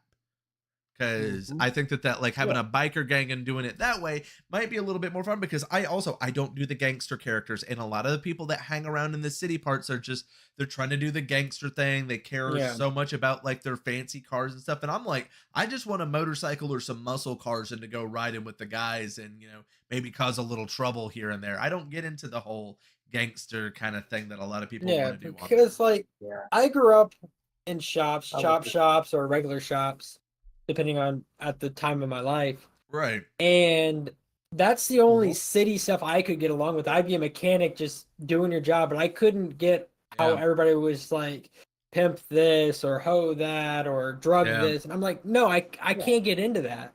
Well, and I never played those characters. Yeah. The server that I was on added skateboarding, and I got really into like the BMX and skateboarding scene. Weirdly enough.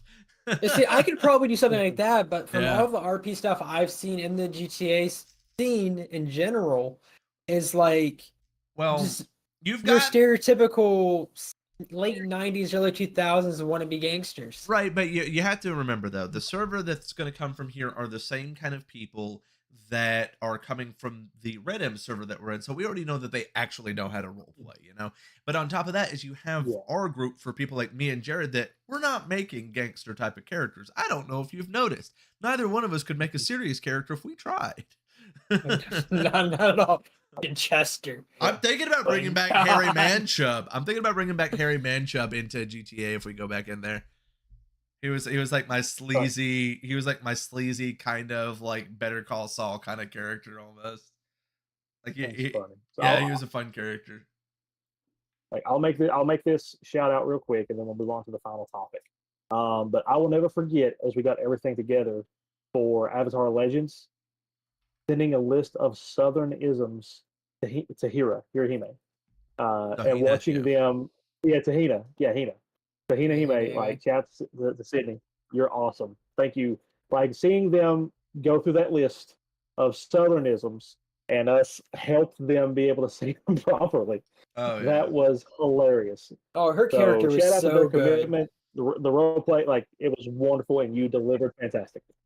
Her character was so good. I was super happy that was my Yeah. first introduction to being in a tabletop game. Yeah, like, it was Like fun. the So, way moving on to the final everybody. topic. As I was just going to say that it was a great introduction, and whoever has not Yeah. seen the Avatar series should go back and rewatch it on the YouTube channel. Yeah, please do. So last thing, and everyone has some different experience with this. especially as game masters and players. Virtual tabletops have become a big thing over the years, and we COVID. have some incredible ones coming out. So, Kent, you've got to use Tailspire, Yes, and I it's do. been really awesome. It has been incredible. It's good. It has Um, some glitches, but it is in its early stages still. But I do so it highly happens. recommend it. Oh yeah, It's oh been yeah, going good, but there's little things like it's kind of difficult sometimes to get the character models to go inside of buildings, or it's a yeah. pretty heavy system currently. It's not completely optimized yet, but beyond that, it is fantastic. Like it adds so much to the storytelling, being able to visually Yeah, show off like this, like what is happening. And yeah. it, Like it it's it works even better for someone like me, that my background from college was a lot of directing, so it gives me a very much a director's feel for what I'm doing, having the visual scene laying out there, and even me getting to move around the camera for the shots in the episode. I get to work on, over time, getting better shots to express what's happening in the scene, so it adds this very cinematic yeah, side of things for me personally. right. So like it's awesome. Like it's been absolutely incredible to see what people are making with this, you included. Like it's been really cool. I shared the link for it in our chat. It's that gets us to our Nexus store. If you all are looking to check out Tailspire, it is an affiliate link. Shout out to Bouncy Rock Entertainment for hooking us up. Like it's really cool. It is, We yes. get a percentage if you guys want to check it out. It's only $25. It's like $24.99, and like it's. I know Shorty's got it. Yep. Rune's got it. It's been really cool.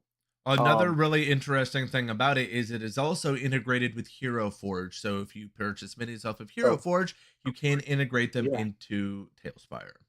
I saw that. Now, speaking of integration, it was announced a couple of weeks ago that they are fully integrating Roll20 as an add-on into Discord.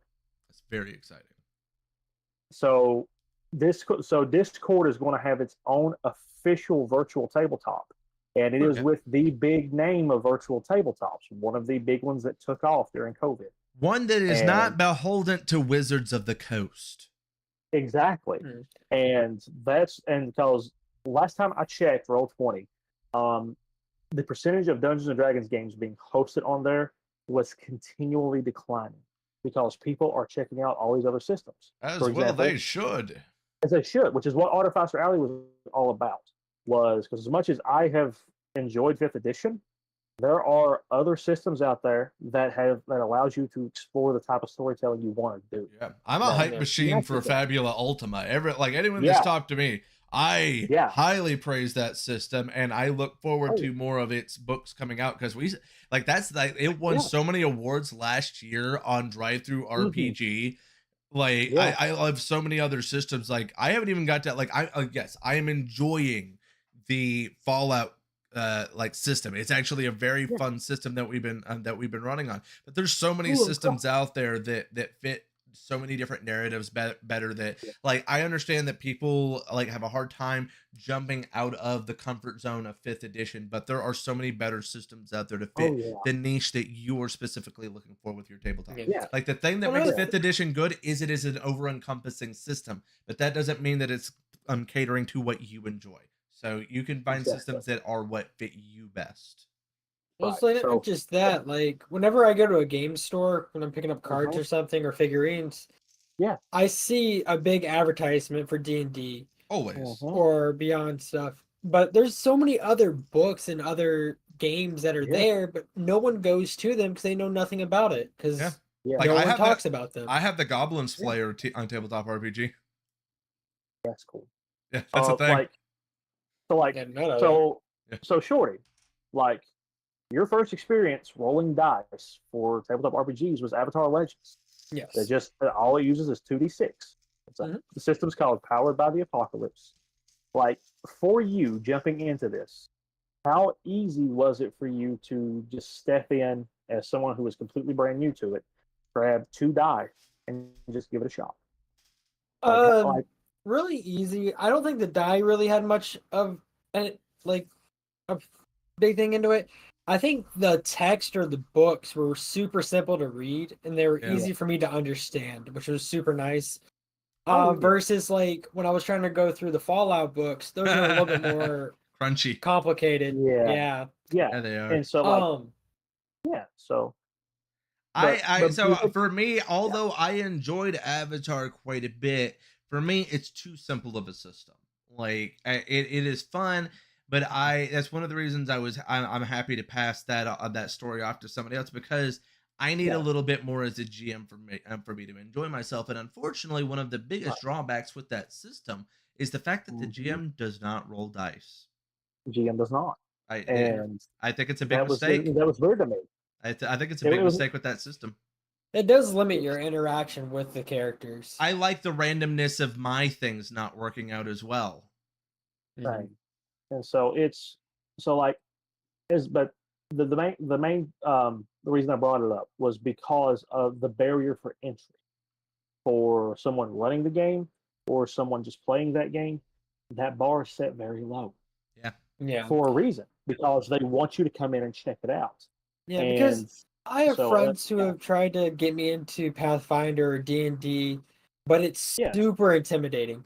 It is. There's so much, so many different books, so many different editions, so many characters, rules, So spells. this is what I items. suggest doing on that then. If that's your problem, then what you need to do is make a character concept, then go to somebody that already knows all the rules and get them to that make was your like character come to life. my initial problem with it. I volunteer as tribute. That's what I made a living doing for 2 years now, is to teach people how to play 5th edition. While you're diving in, I'm telling you, just make a concept and then they'll walk you through how that was made. Yeah. That's the best way to learn the system. Looking through the like tome upon tome upon tome, you're gonna go mad. You will. And so what we get what I do for all new players is like, this is what I want my character to do with this. So I translate that into the rules and tell you how to do that. Roll this die for this check. Do this. Because as a game master, it's my job to make that ruling. So if you're like, I want to make this guy who's super sneaky, but I'm not trying to pickpocket him. I'm trying to like use magic to tie his shoelaces together. I'd be like, okay. You can I was like, I'll allow you to give me a sleight of hand. Use the magic modifier. I'll find ways to make it work. And as a game master in this medium, I do not shy away from TPK, but I do not punish players for what they want to do. They're the main characters. If they do something dumb, consequences just happen. But sometimes consequences don't, because luck is always a factor. Yeah, so that was my big barrier getting into the scene or to the community. Was there is so much to learn. Someone gave me a rundown of just even Pathfinder, and I was like, I can't remember all this. It's not but so you just bad. go buy the books. They're like, how much you spend on all your books? I I will spend about say $300. Like, I don't got $300 to drop on something. I will say though, the entry level for books is much lower with Pathfinder than it is with Dungeons and Dragons 5th edition, because they make paperback versions of their books. That and the entry level for D&D books, if you're not going to be a DM, all you need is a player's handbook. Sure. You need a player's handbook, Xanathar's Touches. That's it. You don't even need a Dungeon Master's Guide, don't need a monster manual. You just need the books for the player stuff. Yep. That's why Wizards of the Coast and Hasbro are moving to the digital model, because all these books they're making and printing, only a small percentage of people are buying them all. Mostly the GMs. That's game master. So, but virtual tabletops. We talked about our experience with Tailspire. We've seen how Theater of the Mind worked with Avatar Legends. Yep. And we've talked about Roll20 coming in officially with Discord, which is a big deal. Very big, yes. There is another virtual. There's a couple others. There's Foundry, which I know is like buy download software. Yep. There's one I forgot that I backed on Kickstarter until a couple of weeks ago. It's actually a web browser based virtual tabletop called Let's Roll. And it's instead of ROLL, it's ROLE. And the reason I backed them was because it was when Dungeon Alchemist came onto the scene with their Kickstarter. And in the final days of their Kickstarter, they announced that they were partnering with Let's Roll for ease of transport between your virtual maps you can make on Dungeon Alchemist and put them into Let's Roll very easy. They built it in. And so Dungeon Alchemist, if you don't know, it is randomized, like AI randomization dungeon crawl map making. So you literally click, draw it out, and you set it on the squares for the map, and it will generate and random fill the motif, theme, flavor, whatever you're doing, and it will create the dungeon for you, and everything it creates you can modify and move around to customize it however you want. It is incredible. It's got And I had Minecraft procedural forgotten, generation. yeah, and I had forgot that I had backed those in 2021. Like I backed, oh yeah, because Dungeon Alchemist was announced like winter spring 2021, and and I've been doing this since the fall of 2021, and forgot that I backed them. And like I had to go digging in emails to find. They're like, yeah, here's the beta codes. Oh, we're past beta, or we're past, everything's going well. Official launch. And I was like, let's see if my codes still work. We'll have They to did. see. We'll have to see how that system works out. We haven't played around with it yet. We have it. Let's Roll actually has the foundations where you can actually take other people's tabletop RPG systems, copy it, bring it over into your files, and adjust. Oh, nice. And it has a lot of, so it's really interesting. So there's a lot of so people who make custom character sheets and stuff for certain systems, you can bring it in, stuff like that. Like I was actually doing it for Power Rangers, but the only input I could find for Power Rangers was in Italian, and they had marked it in English. So I was having a translation issue trying to get it from Italian to English because it was marked as English. There's some really interesting things you can do with Tailspire as well, like that, where people have built in mods. I thought about it for a while, but I decided not to do it because there's a mod to actually make it where you can have the unlock door game from Fallout games. Like you can actually have like that. Oh, wow. You can actually have it where people have to do that to get through doors and stuff. You can mod it out with a lot of fun stuff like that. Because like I said, it's a very community-driven game, so the people from the community will update they'll put their mods up there. So, like for instance, even assets that you have, I've uploaded a lot of the assets I've made for people to use as well from the Fallout campaign, so people can also go and enjoy it. So, if you end up getting Tailspire, look up some of the Fallout stuff. I've made vaults and everything that I've put in there. That'll be awesome. Yeah, I'll check that out for sure. But yeah, it's seeing. It's been great to see these come out in lieu of Wizards of the Coast announcing their virtual tabletop to go with the D&D next. I don't think they know that majority of people are not that hyped. They've done nothing but made the community fear for what they're doing. There's no way in hell that they're gonna see, they'll see some people go over to it for sure. But I think there's going to be a big split off of people that are just going to leave 5th edition because they're trying to force us into it now. And I don't think they're trying to force us to play the way they want us to play at this point. I know that a couple months ago on the Clock app that there was a big drama going on with D&D. People complaining about how they were going about it, everything they were pushing towards. And it definitely caught me by surprise just hearing all the negative review, because when I was first looking into this type of game style, there was always good things being talked about.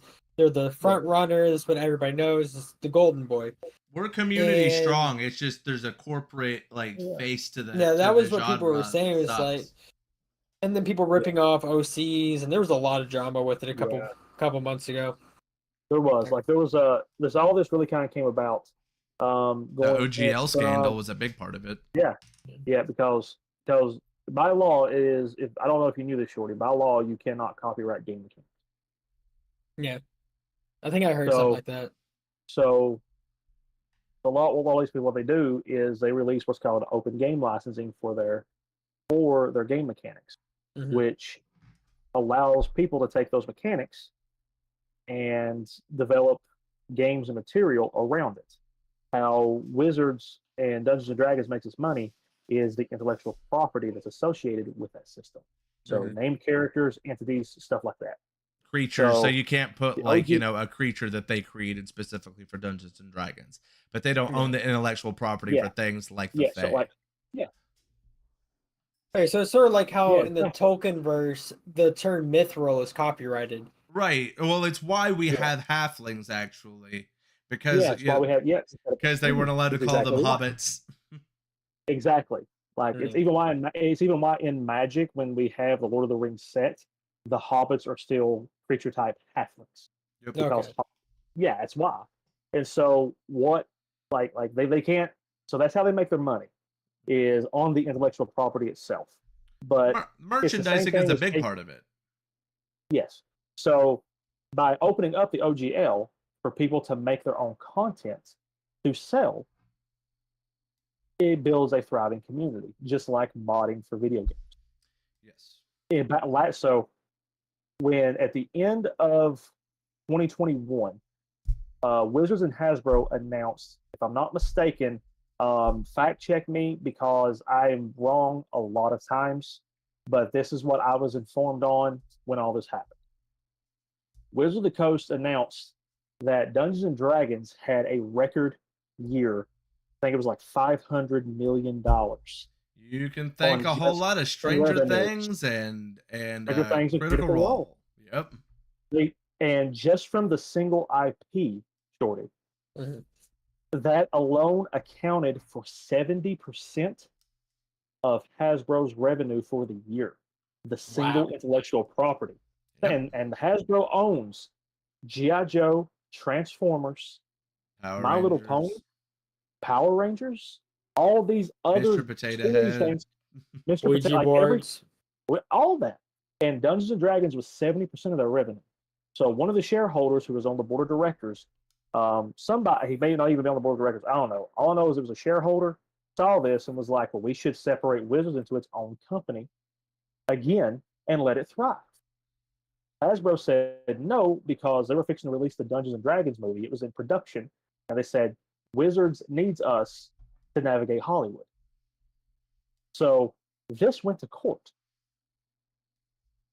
Hasbro won, but now you had all these numbers on the front of Wall Street Journal, hitting the internet everywhere.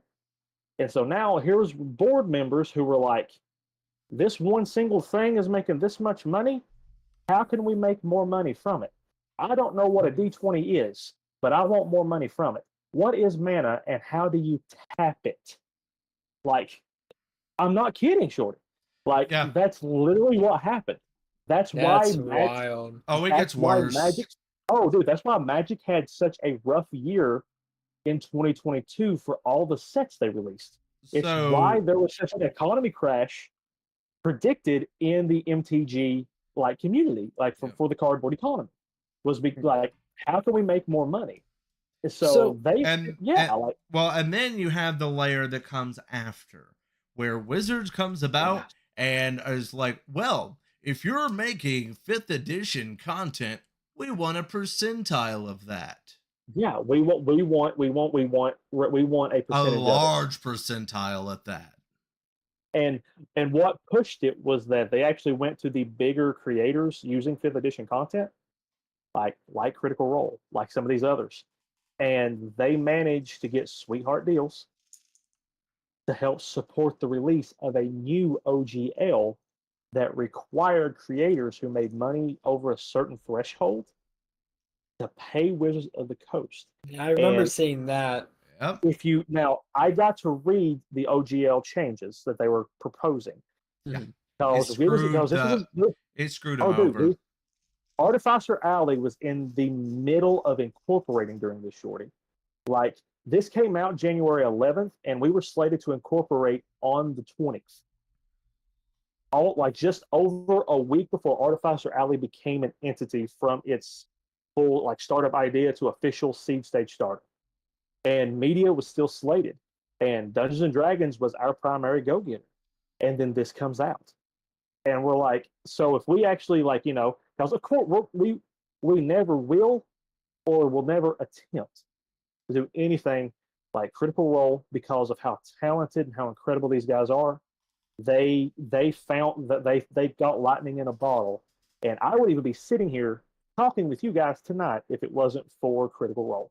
They're incredible. It was fun. So Same thing with Dimension 20. Same thing with Dimension 20. They're incredible. That being said, the OGL gave Wizards an open door to everything you created for them to plagiarize and never give you credit. They own it. They own it if you release it under the OGL. Yes, that was the thing that I kept seeing on the clock app. So dude, it was insane. So then there's a superhero in the midst though that rose up from the ashes to say, hey, you guys kind of suck ass, but let's bring back some of the original people that were making a lot of the Dungeons and Dragons stuff anyway and give them a new license that they could go and publish under. And those people are Paizo, the creators of Pathfinder. The orc. Like, yeah. So Pathfinder ended up because it got to the point that Wizards was like, okay, we're like, yeah, this is happening. Cool. Then they got to where it was like, oh, the community is in uproar. They found their fall guy, somebody that was under the roof. They found a fall guy to actually become the face of it. He began to go, okay, we're going to put out a survey, see how you guys respond. It was well over 90% of people going, do not change a thing. There were whole publishing houses who were abandoning the 5th edition ship. And Paizo came out and was like, because Paizo is Wizards of the Coast's direct competitor. Mm-hmm. Now, when I say competitor, in 2021, they reported $500 million with D&D, right? Paizo reported $12 million. And they are second place. That's how big the gap is. Right. So if you're Paizo and you go,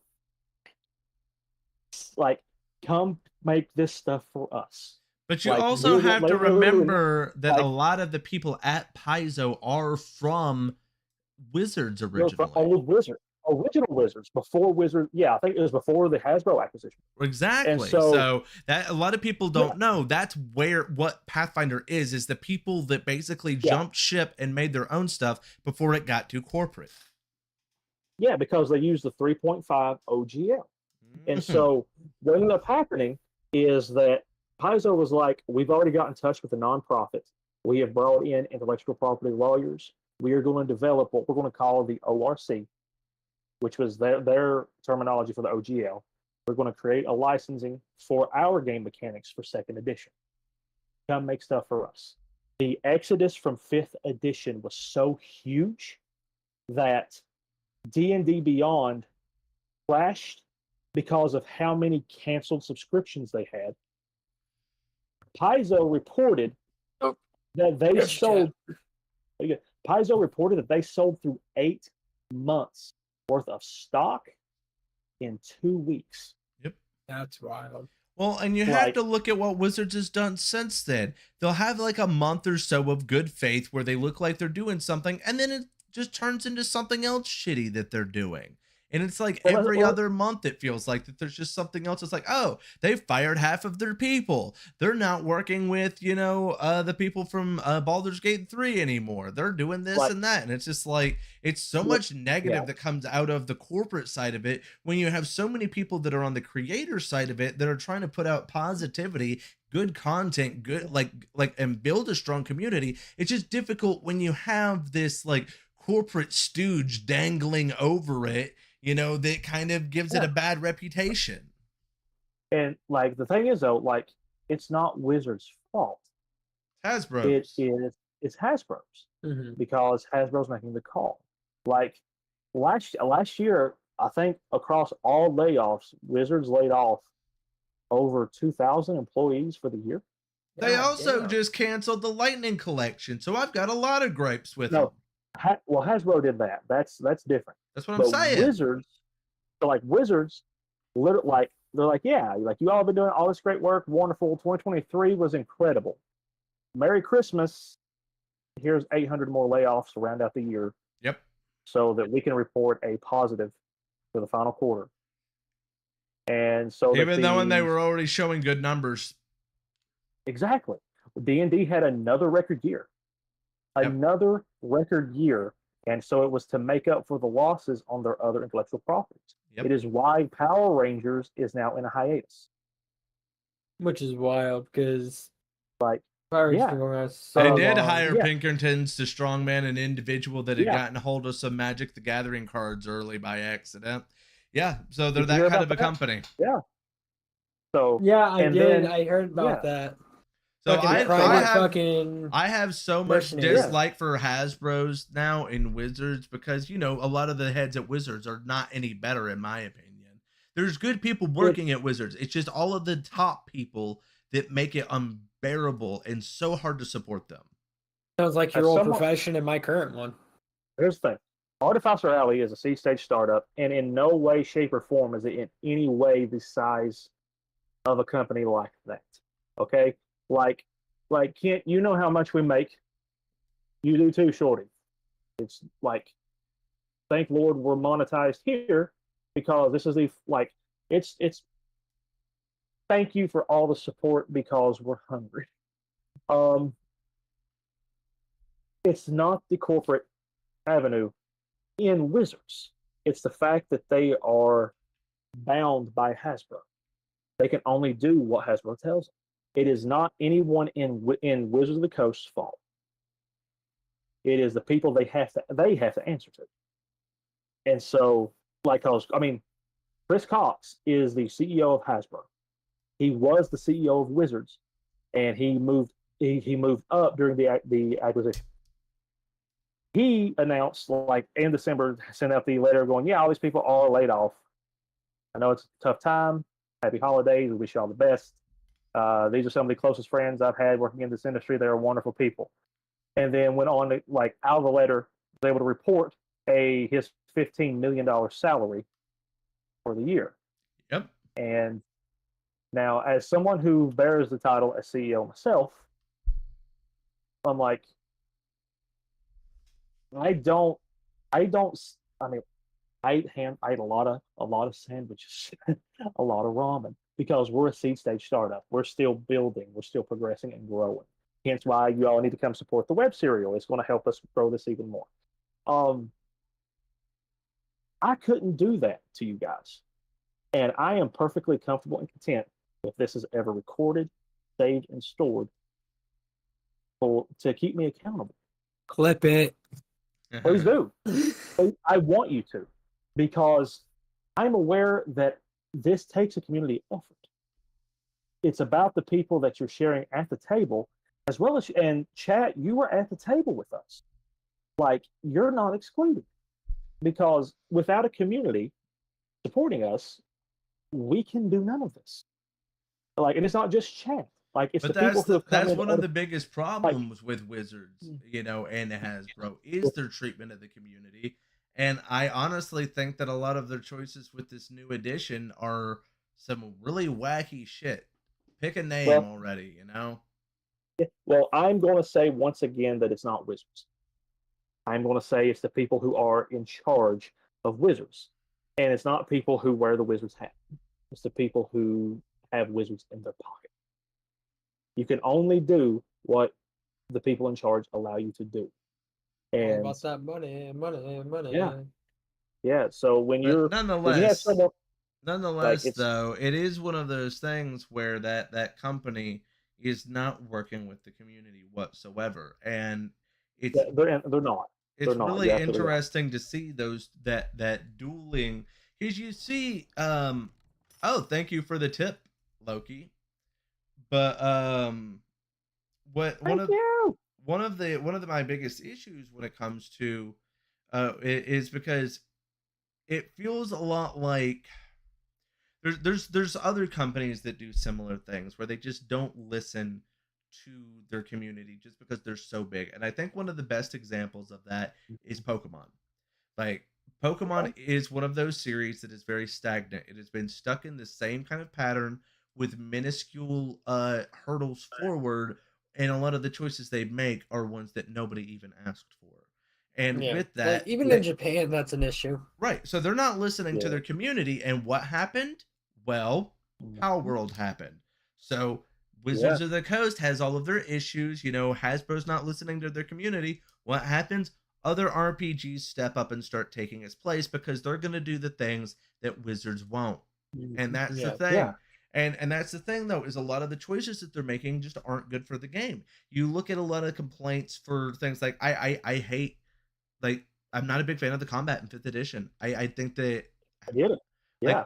Like, it drags. It drags, and I hate the fact that almost everything has attack opportunity to the point that it turns into a game of walk up to something and hit it till it's dead. There's like no strategy 99% of the time unless you actually get like a really strategic group together. And I try and push that. I try and push a lot of narrative into my combat because with 5th edition, it is stagnant and drawn out. And like I said, it's a lot of standing in the same place and hitting it until it falls down. It is. Like,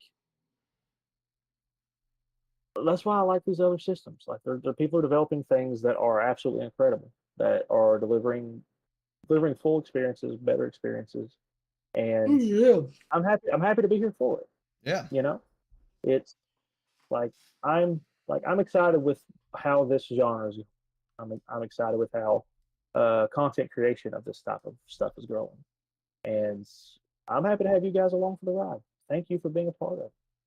Definitely been fun so far. Yeah, it has. It has. Like, it's been a lot of growing pains, especially in terms of collaboration, on my part for sure. But every day it's worth it.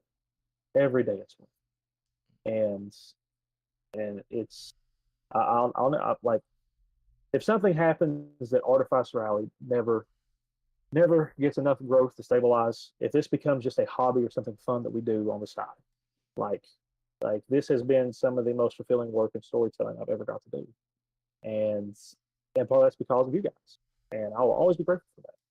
It's been a lot of fun, and I can't wait to see what else is in store.